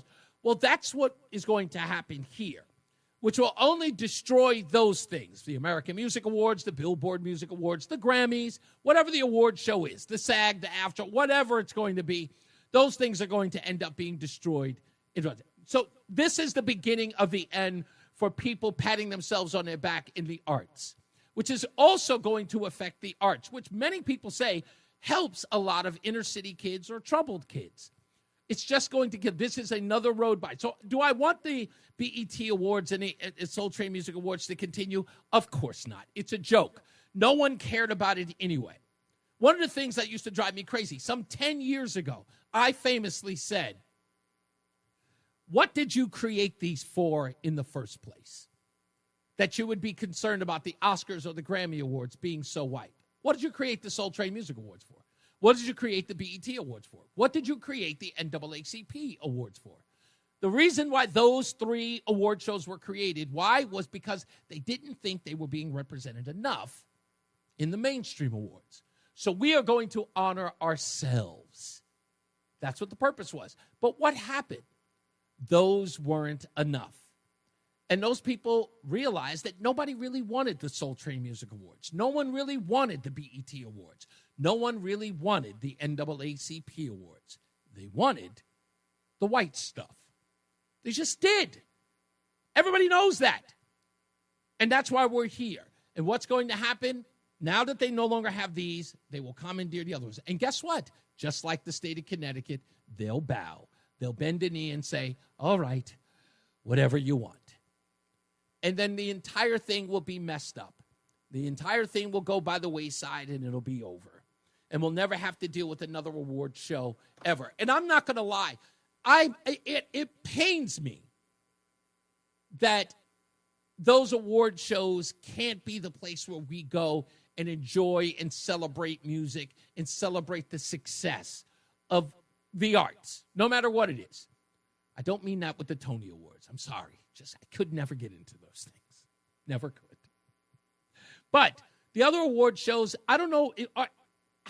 If you are like me and you miss the way it used to be with those. Do you remember the days when Billy Crystal used to host those awards? Oh, man, I lived for his hosting of the award show. It was fantastic. He put so much effort into it. It was singing. It was dancing. It was funny. No one was offended. People had a blast. The movies that you loved were being honored. It wasn't about all this virtue signaling nonsense, about movies that no one watched. Movies that didn't do $1 million at the box office were getting these high praises. You know, it was the last time a movie received the Best Picture nom and win? You know, it was the last one that deserved it, and it surprised everyone, and it should have won? Anybody remember the movie Crash? That's the last time I watched the awards. That was the last time I watched it. When Jack Nicholson came up to announce the winner of the Best Picture Award, and it shocked everyone that Crash won. And by the way, if you've never seen that movie, go watch it now. Okay, maybe not now. Wait till the show's over. That movie is so good. That's the last time. And I'll admit there were some themes in there that may have been a little bit left-leaning, but it was a great story. It's been a long time we've seen a movie where everybody's life in the movie intertwines in some way. It's such great work. I think the guy's name is Paul Hams, something like that, who either directed it or wrote it. I'm almost certain of it. But it was such a great movie from beginning to end. And everybody who was in it was just an upcoming star. We had Terrence Howard, you know. That was the first movie we realized that he cries in every scene. Tandy Newton, Matt Dillon. That's when he was on his comeback after, what's his name? There's Something About Mary. That's part of his comeback tour. Remember Matt Dillon had gotten out in the game for a long time? I mean, everybody in that movie was fantastic. Brendan Fraser, Sandra Bullock, so many, Don Cheadle. Ludacris was fantastic in that movie. I didn't even know that kid could act. I thought he was just some, overblown rapper. But he was great in that movie. I'll never forget that. Everything about that movie was from beginning to end was such a great movie. How it ends, it was Ryan Phillippe. I'm just now thinking of everybody who's in this movie. Yes, their names are popping up as I'm watching the film. I was like, who did I forget? Who did I forget? It's just that was the last time that it was respected. Crash is one of my favorite movies, Carmela says. Yes, and it deserves to be one of your favorite movies. I think Crash is the reason why. And it probably isn't. But Crash is one of the reasons why, if it was an ensemble cast, I would go and see the movie, because I was hoping that I would, that the lightning would strike twice. But I missed that. Yeah, Don Cheadle was in that too. Yeah, I absolutely great movie. There's a great scene in that between Don Cheadle and what's the actress's name? I can't remember, but she used to be on Blue Bloods. And there's a great scene where Don Cheadle screws up her heritage about her Hispanic heritage, and she corrects him. And he's got a great line in the movie. I won't say it here. But he's got it, not because there's any cursing, because it's a bit sensitive, but it's a great line. It's in the beginning of the film. It's hilarious. But it talks about stereotypes and behaviors. It's just one of those movies that you can't. That was the last time I watched the Oscars. I'm off in a beaten path here. But I don't know. But the Soul Train Music Awards and the BET Awards, they say that they're suspended, but I know it's canceled because it's, of course, a part of Paramount, which, of course, got rid of Stephen Colbert. It's quite likely The Daily Show is next on the chopping block. We understand that the CBS Morning News is probably going to lose some of its anchors, including Gayle King. So Paramount is doing a complete upheaval on anything that's hemorrhaging money. So it's probably not going to come back. So I don't expect the woke nightmare to end anytime soon.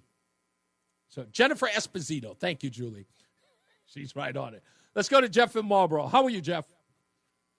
Hey, not bad, Reese. How about you, man? I'm trying my best, sir. Yeah. So these awards, two things. These award shows, I don't care if they're black or quote unquote white or anything in between. I've never liked to watch them because it just seems like a bunch of overpaid jerks kissing each other's butts all night. Well, I will admit that as a young person, I didn't understand the idea of navel gazing and patting yourself on the back. I really looked at it from in an idealistic way because as a kid, there was a glamour to it. As you know about this, Jeff, I say it all the time. I grew up watching two shows.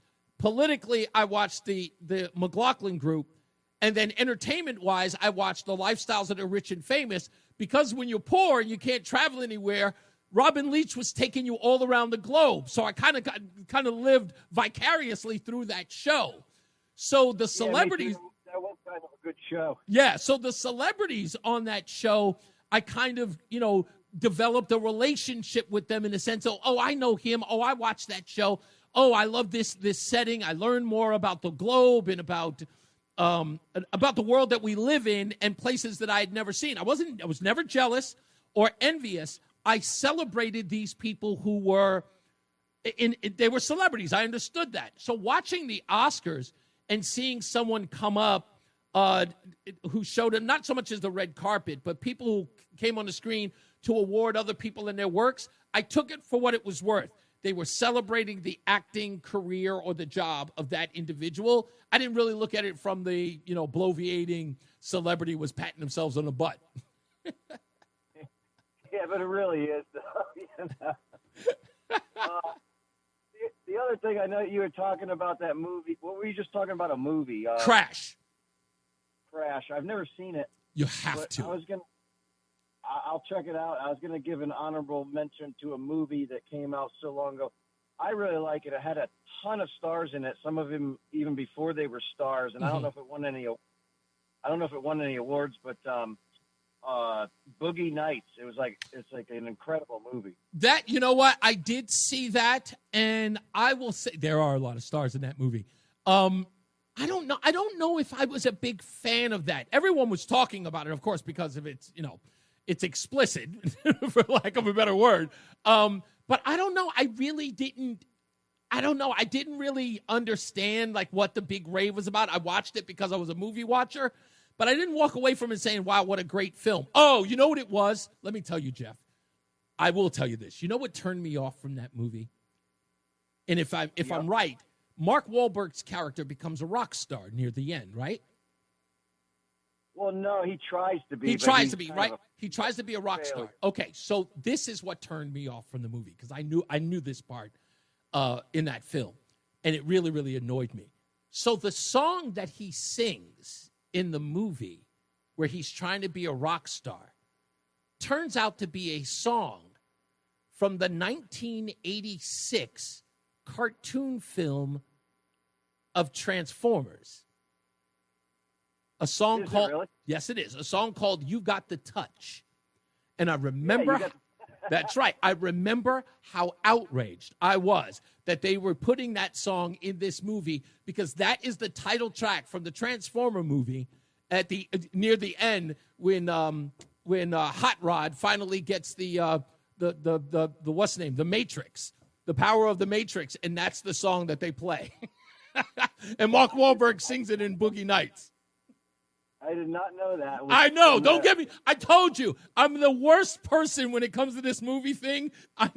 My wealth of knowledge in the genre kind of is embarrassing for me sometimes. It just is. But you got to say, though, even if you remember the movie a little bit, Philip Seymour Hoffman and Don Cheadle were in there, like, before they were like really, really famous. Oh yeah, absolutely. And they were both like wicked awesome in that movie. They are. They were. Look, to this day, I still think Philip Seymour Hoffman, what a wasted talent. I miss that guy because he was really, really good in anything he did. He played that bad guy in the Mission Impossible movie, and he was believable.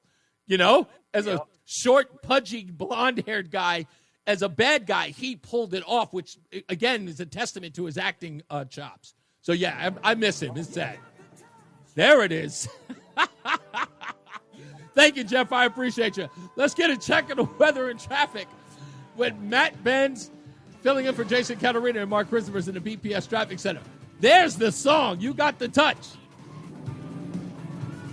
The hour that packs a punch. It's Reese on the radio on WTIC News Talk 1080. Well, I mean, I think it's only fair, keeping with the Hollywood theme. In Hollywood news today, I watched this film, and I think it's appropriate only to mention it for this reason. You know how they say Donald Trump is going to invade Greenland? Well, this movie is actually called Greenland. Now, please, Roland, I know that you had to have seen this movie. It's a disaster film. Have you seen the movie Greenland or even heard of it? I've never seen it. Okay, but you did hear of it. I've seen the trailer before. Yeah. So Greenland, of course, is this film that stars Gerard Butler. It is a disaster film. There's a meteor, of course, supposed to be hurling towards Earth, and people need to get as far as away as they possibly can and go to Greenland. Now, why? Why is this movie even important? Well, they're going to make a sequel to it. And the film is about sort of like the aftermath, right? When we're in this dystopian place after the fact. But the movie Greenland is so bad. And when I say bad, not bad in the sense of poor acting, ridiculous plot, none of that. The movie is made to show the most deplorable in all of us. I watched this movie, and you can root for no one. At least in Independence Day, what's the other one? Armageddon. Day After Tomorrow, Armageddon. There are heroes. There are good guys. Yeah. In this Greenland, this movie, everybody is scum. Even Gerard Butler. The things that people are willing to do, because in a part of the movie, I will explain this only because, so in order for you to make it to Greenland, you have to be a part of a lottery. And if you make it in a lottery, your closest family members can get in. And what's crazy is Gerard Butler's son is on the lottery. So his wife and his mother and father can come with him.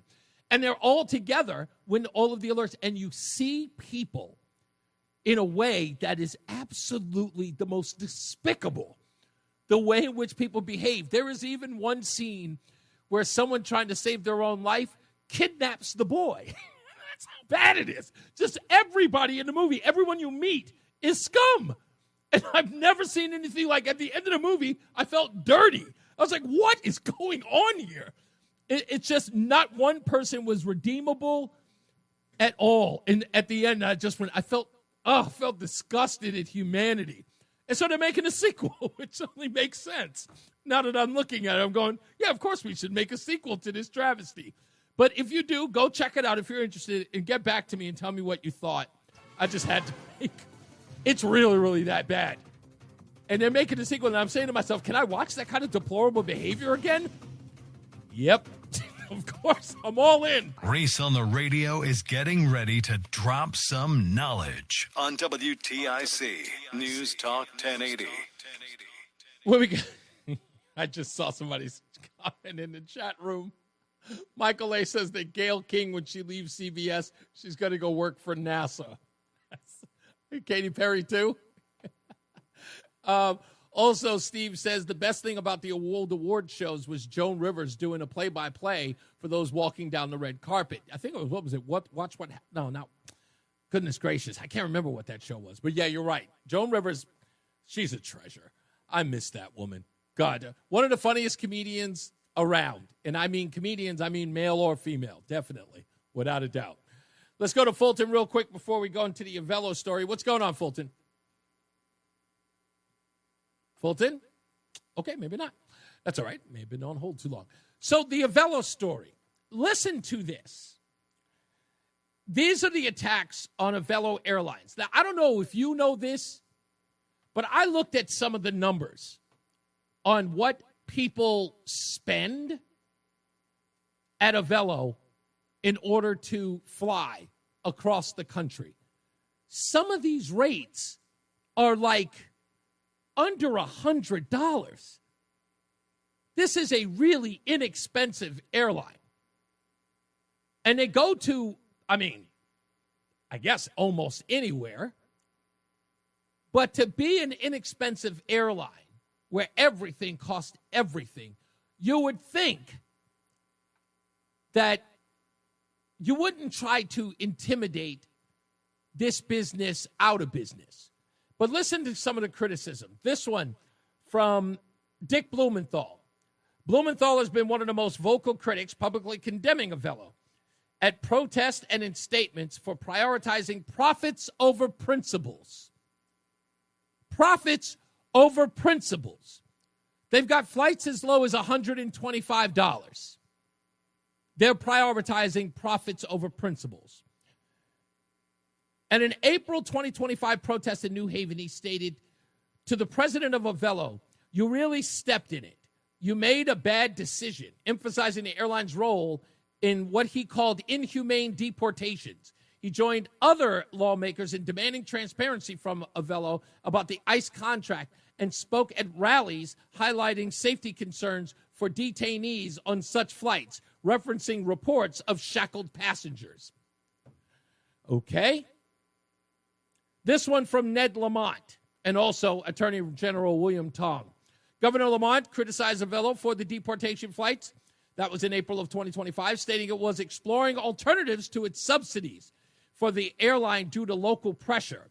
His office faced calls from activists to end tax exemptions, with one Facebook post urging residents to contact state officials about the Avelo aviation fuel tax exemption, which I understand that they're thinking about doing. This, what else was there? William Tong threatened to cut state tax breaks and subsidies if Avelo continued the ICE partnership, accusing it of policy disputes that endanger jobs and families. Again, an airline that gives you fares as low as $125. How much did it cost you to fly the last time? My flight to Connecticut is going to cost me a little over $700. Yes, that's both ways. Yes, I will admit that. Alex Padilla, you remember him? Senator Alex Padilla, the guy who nobody knew until he tried to run up on Kristi Noem.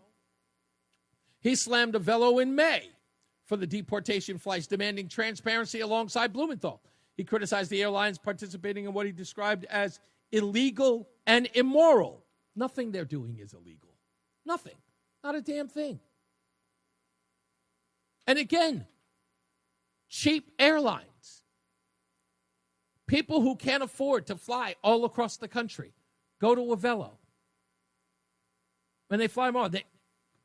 I don't hear anybody talking about their safety record. I don't even hear anybody talking about the good they do for people who can not afford to fly on every other commercial airline. Nothing. New York State Senator Pat Fahey. Fahey described Avelo's deportation flights as inhumane and contrary to American values. During a July 2025 protest outside Albany International Airport, where Avelo operates, she joined critics in calling for an end to the state collaboration with the airline. Why? How does that help people in Albany? And again, no one even bothers to ask them, hello? The service these folks are providing is for low-income folks to fly across the country. Why would you? Really?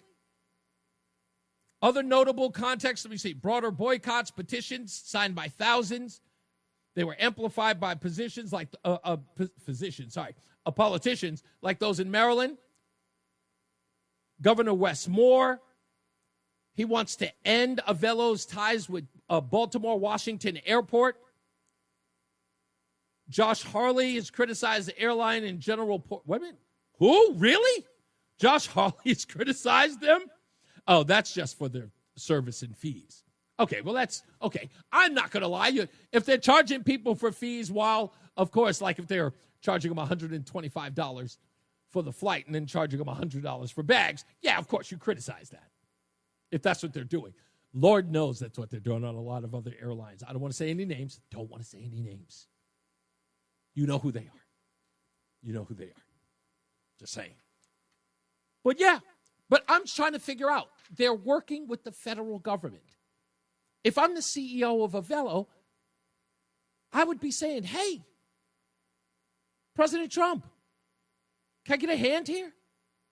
Anything? Somebody make a statement.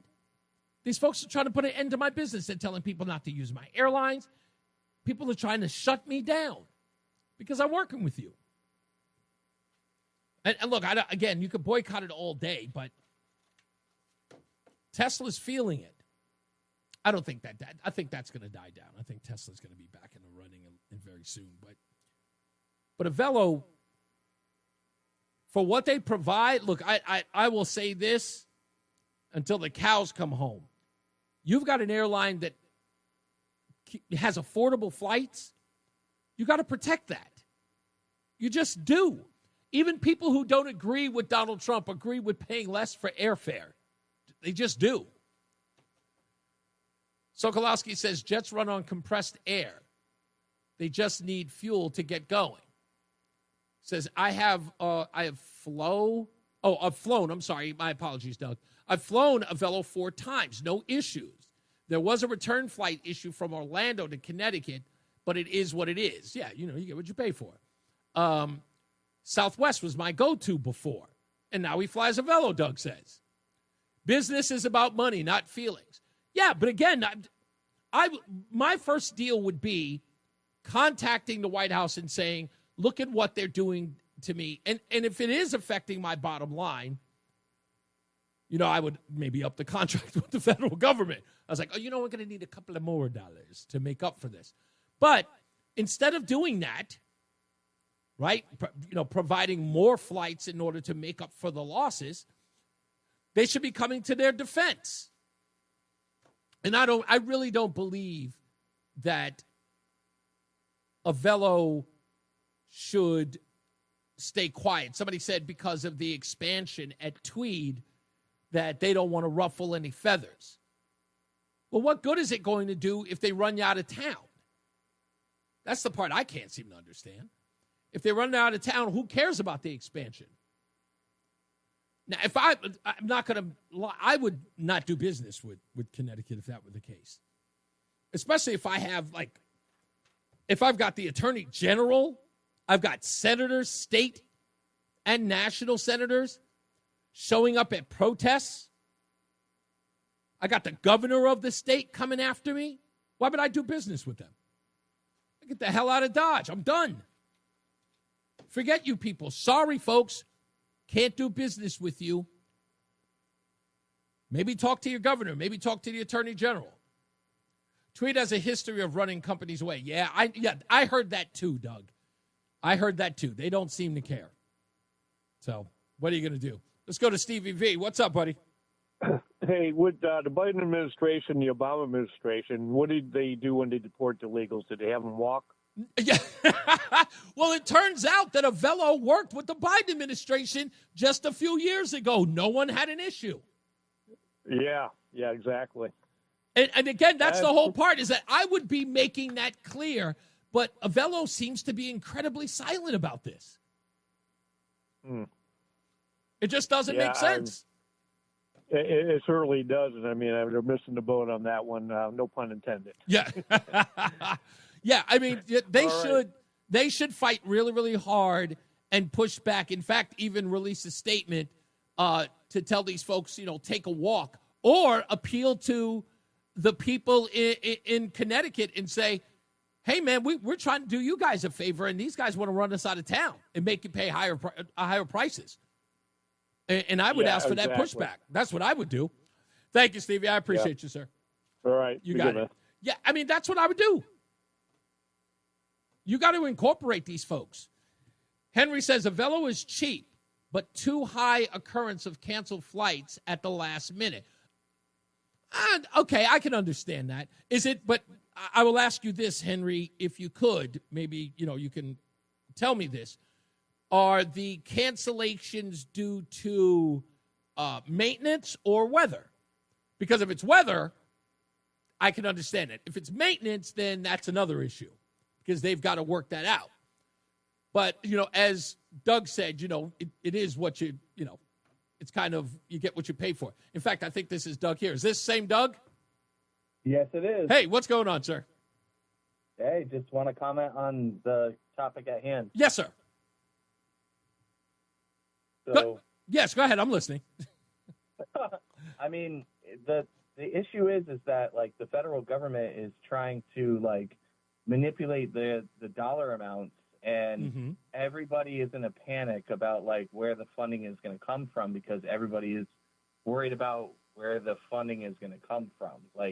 I work under the federal government, and we're just seeing, a monstrosity of panic. Right, everybody's worried about whether or not their contracts are going to get pulled. Yes, and the thing is that, for us, where I work, our contract is good until June of 2026. Okay, that's not a long time. It's really not.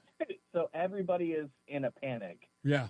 And it's wild to see because what I find is that people don't kind of read and look into the information to see what's going on.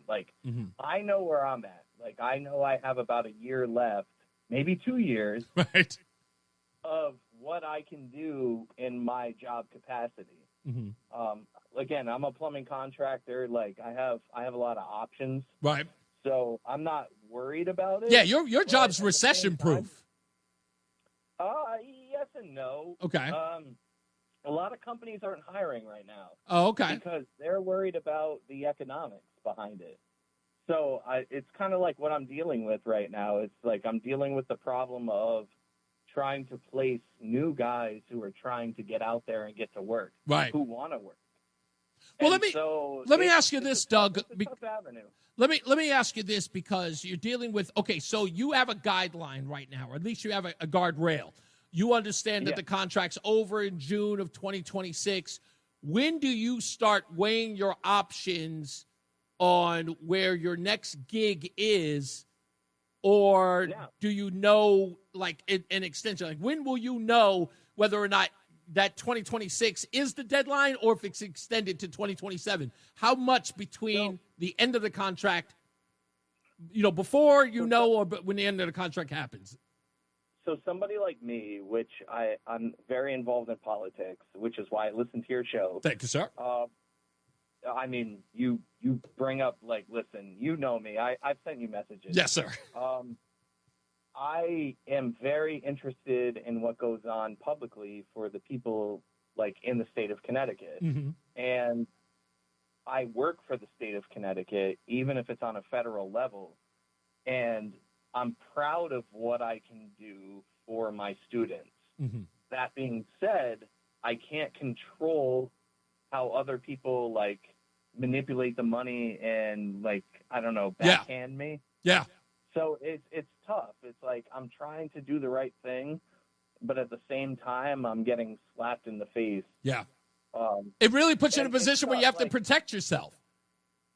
Well, it's tough because the Trump administration, like, as much as I'm a Trump voter, but I will say this, they are not helping us right now. Okay, you know what, Doug? Because I have to go to a break. I want to hear a little bit more about that because it is a downside. Not everybody is satisfied with the Trump administration because of all the cuts to the federal, as far as federal funds are concerned. Not everything is rainbows. Yeah, rainbows and sunshine, absolutely. Stand by. I'm going to get to you in a second. We're going to put you on hold and we'll talk to you a little bit more on the other side. All right, stand by. We'll be back in a minute. Let's get to some weather and traffic with Matt Benz, who's in for Jason Caterina, and Mark Christopher's at the BPS Traffic Center. The Odyssey app lets you jump back to the moments you missed from WTIC News Talk 1080. Download the free Odyssey app, search WTIC News Talk 1080, and tap earlier today to get started. Well, if you didn't know and you didn't hear, tomorrow at 3:30, we are going to be joined by Carl Higbee of Newsmax, so make sure that you check out the show tomorrow. We'll talk to him, of course, about his Newsmax program. We'll talk about his coverage of the D-Quad issue. He's the only national host to do so. We'll talk to him about that and, of course, about his roots here in Connecticut. I think he's from Greenwich. He went to Greenwich. Wow, you know what? I forget now. But anyway, he's native. So we'll talk to him about what he's covering and some of the stories that he may not be covering in the state of Connecticut. We'll talk to him about all of that as well tomorrow. Let's get back to Doug real quick. So, Doug, you were saying that, Donald Trump's administration has not always been beneficial to a lot of folks, especially those who work with government contracts. But I was asking you earlier, like, at what point, since you know your contract is ending in June of 26, which is now a little less than a year, when will you know that you've got a contract extension? Will it be up to the last minute? Will you have 6 months prior? What's usually the gauge? So it's going to be responsive on us. So, like, I've been following the court cases. Like, Judge Carter is out of the South District of New York, and I've been following that court case as well as the court case out of D.C., where there's 7 students that are suing Job Corps for a civil matter. Mm-hmm. So it's about being educated, really. Right. Like you and I talked on the sidebar, sure, like outside of your show about, like, what's going on with Job Corps and stuff. Mm-hmm. And it's like Job Corps is getting, like, a bad rep, mm-hmm. and I don't think it deserves it. I think it's a really good program, and somebody like me who's been teaching plumbing for 25 years, and I have all these students who are doing really well. Like, they're making great money. They're out there, like, working in the field. Right. I really am just upset that Job Corps is just getting a bad rep.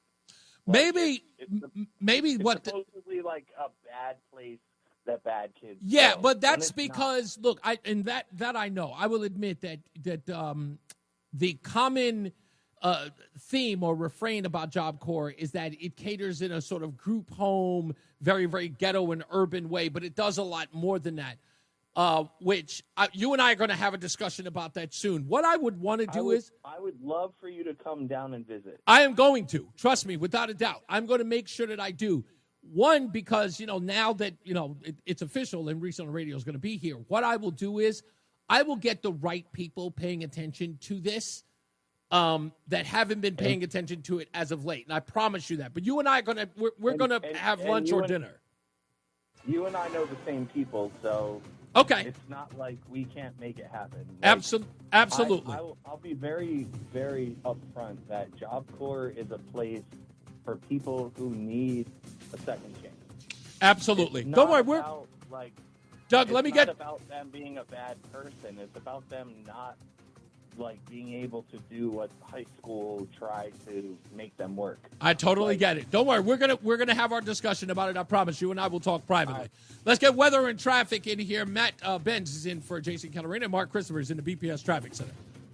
What's up, everybody? You know who it is. You know who it is. You know who it is. It's Reese on the Radio. Frederick Douglass of the 21st century.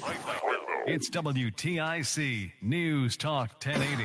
I'm actually in the process of posting the Connecticut Sentinel's article about Reverend Dell and the investigation into his silence equals death tweet and why the police were called in, which, according to the Connecticut Sentinel, came directly from William Tong's office. Can't talk to the guy, can't respond to the letter that went directly to his office, but can definitely call the cops on him, flagging him down. It's despicable.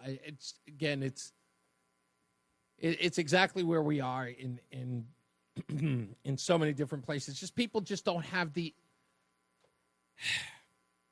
they don't want to be questioned. They just don't. They want to be able to behave any way they want to, and they've been told that it's okay. And when you confront them, as you saw in the video with Sean Paul Reyes, when he tried to talk to Governor Lamont, had nothing to say, felt like he was annoyed, saying that you're not doing any favors for yourself. Really? Coming from the guy who believes that it's his job to take care of everybody, especially illegals? You're not doing any favors for yourself? Really? That's your job. Your entire party, literally the mission statement of your party is to do everything for everybody else. Got a person who's got a problem. And the weirdest part about it is, think about this on the Lamont front as it pertains to the police department. This is a guy who was gung-ho, so ahead of his skis when it came to that bogus ticketing scandal. Remember that? Whose side was he on when Black Lives Matter was losing their collective minds over this so-called ticket scandal? Who was the guy throwing the police department and the state troopers under the bus? Huh? Anybody? Bueller? That's right. Ned Lamont. Oakley Dokley himself. Who was the guy who was throwing the police department under the bus while 1,500, maybe 1,200 miles away, a young crackhead, well, an older crackhead, died? Who was the guy who was throwing the police department in Connecticut under the bus? Had nothing to do with that crackhead's death. Yeah, that's right, Oakley Dokley. Sure enough. And then here he's got a videotape in his own backyard. And the guy has the nerve to tell the guy, you're not doing yourself any favors. Bozos, all of them, I tell you, bozos. And what are they going to say? They got nothing to say. What are they going to do? Get upset? Cry? Moan that they're being picked on? Get out of office. You can't handle a tough question? You can't handle a little bit of pushback because you've ignored the things that are important to the people here? Get out of the job. Just leave. What are you doing here? Look, nothing against Reverend Dell. I don't know if he can knock a sucker out. But for crying out loud, I would give that guy the benefit of the doubt.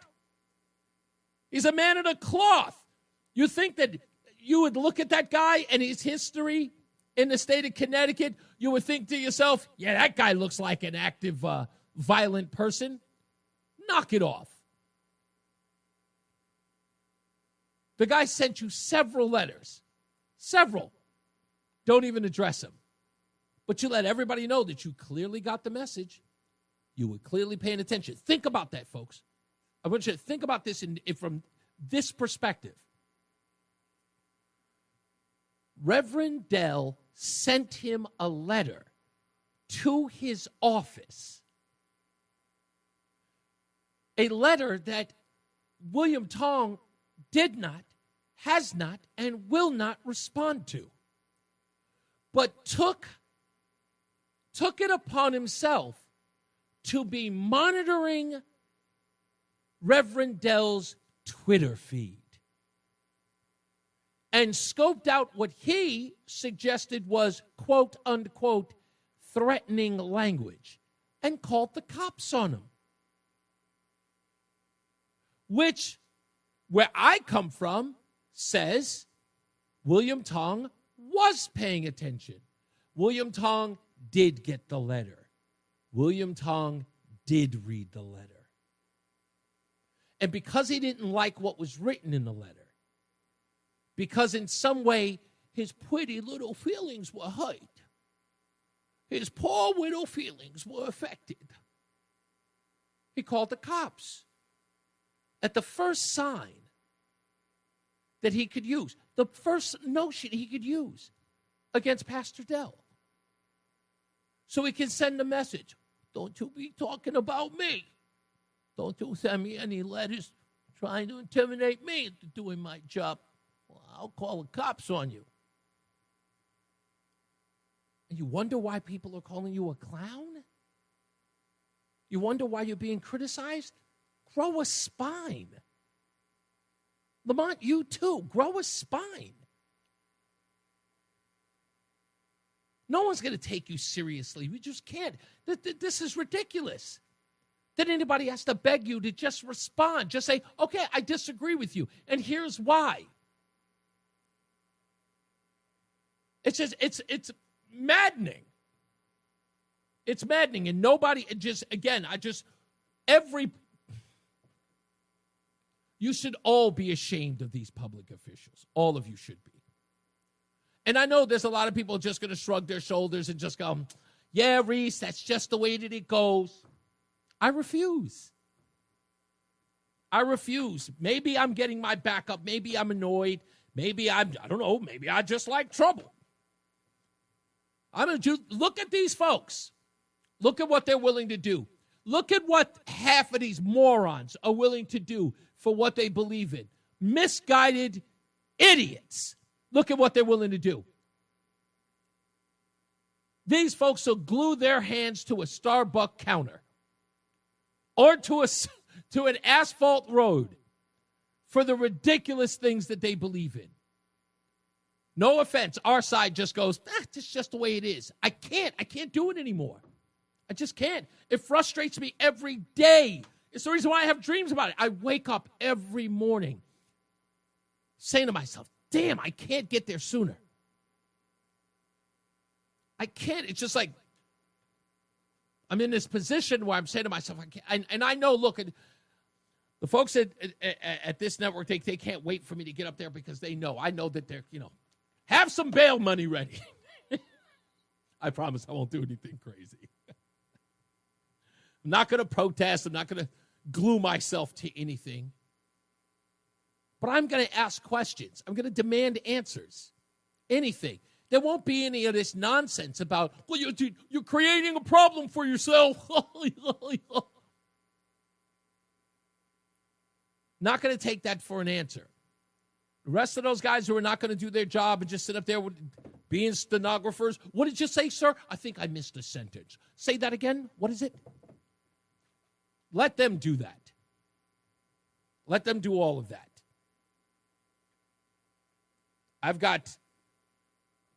and with the help of a lot of people, and I know they are, and I know who you are, there are a lot of people in Connecticut who are waiting for the opportunity to get together an army of true journalists that are going to show up at places and answer questions and hold people accountable. We know that, and there's a story that's out now. Go look it up. I think Mark even posted it. There's an article out there that says that, some 75% of journalists have just disappeared. They're just gone. And there aren't any journalists. In one particular town, I think they've got this whole map where it shows every place in the country, telling how many journalists for, I guess, 100,000 people. I think New Haven has 2 journalists for 100,000 per 100,000. And you wonder, why aren't they covering any of your stuff? Because they don't have the manpower. They've ignored all of the stories that matter. No one trusts them. Nobody. How is it possible that a newspaper, the oldest newspaper, the Hartford Courant, has only 90,000 subscribers? How is that possible in a state that's got 3.6 million? How's that possible? Because they turned into the one thing that they shouldn't have, and that is, I don't know, mind-numb robots? I don't know if it's the newsroom. I don't know if it's the culture. I don't even know what it is. But they're not working for you anymore. And I'm not taking on any extra pay to do it. I just want answers, and I know that we're going to get them. Gosh, I hate to go on a diatribe. But it's near the end of the show, and I got to get out of here. I got to call Donna. Plus, I got some other stuff that I need to do. I'll probably do that first before I call Donna. Don't forget, tomorrow we got Carl Higbee of Newsmax. We'll talk about all of this and much, much more. Project Veritas has still not released this darn thing. I'm still waiting for them to do it. I cannot believe they didn't do it before the show was over. I'm really, really upset with them today. Oh, is it just? Oh, yep, it just, look at that. It just posted, Sons of Brain Surgeons. It just posted 4 minutes ago. Damn you people. I was holding out. I really, really thought they were going to be here. Michael A. says, suing Donald Trump gets more cameras on him than saving children. You're 100% right about that, my friend. 100% right about that. He damn sure ain't interested in getting Elvira any justice. That isn't going to do. By the way, I do understand Elvira does listen to the show. So, by the way, my dear, if you are listening, can't wait to get you on the program. I don't care when you want to do it. I know you're not particularly ready to, but when you want to, please come on the program. You have my number. Please contact me as soon as possible so we can get to the bottom of this. Reverend Aaron Miller, if you're still in hiding, stay there. Stay there. I know you think that you're waiting for the coast to be clear. It will never be. The coast is never going to be clear for you not to have to answer questions for why you're giving 12-year-olds chest binders. Just so you understand, okay? There are no threats. We just want to ask questions. Okay? And we need you to answer questions. If you're running and hiding, it's obviously because you don't want to have to answer to those questions, but you should. If anything, just release a statement saying you're not going to do it anymore. That's all. You could do that. We'd appreciate that. But that scrutiny's never going away at all. So you can scrub your telephone number, go into hiding, close down the church, whatever it takes. And you'll wait until everybody's, forgotten about it. I won't. I'm still on Coscob from 2022. Remember the Coscob scandal from Project Veritas? I'm still on that story. I haven't let it go, and I won't until we get answers. That's what we do here. All right, I'm going to go check out this Project Veritas thing. You should, too. I will post a link on my Facebook page so you can watch it if you need to find it, or if you don't know how to find it, on YouTube or on X. So stand by for that. Yeah, that's about it. We'll be back here tomorrow. It's ladies' night, so Roseanne will be here. Oh, yeah, and we have another fight. We had a fight today. When I say that word, I hate using it so loosely. I apologize. We had a disagreement that resulted in some shouting. On my part, but not in a way that, I'm not like a barking dog or anything. I was just upset. So we as a newly married couple, we've got some things to work out. Not that we need therapy in any way. I don't know, maybe. I have this thing about therapy. I'll talk about that another time. I don't want to get into that. I just don't. All right, it's time for us to get up out of here. There's the cue. As I always say, radio is free, so we thank you for paying attention. Remember to keep JC in your hearts and in your mind. Sean Patrick, we love you and we miss you. Remember that panic is not planning, so plan your work and work your plan. Me, I'm Reese on the radio. You, have a good night, pleasant tomorrow. Matt Ben, is in for Jason Caterina with weather. And Mark Christopher's getting you home in the BPS Traffic Center. Good night, sir. See you mañana. Hey, good night, Reese. If you're heading westbound 84 into Hartford, you got delays 56 Governor Street. All right. All righty. All right. I will see you mañana, sir. All right. Enjoy your night. I'm trying my best. On the eastbound, Enjoy it. She's going to fight with me. I demand you to enjoy it. if you're traveling south on 91, delays 30. All right, sure. Holler.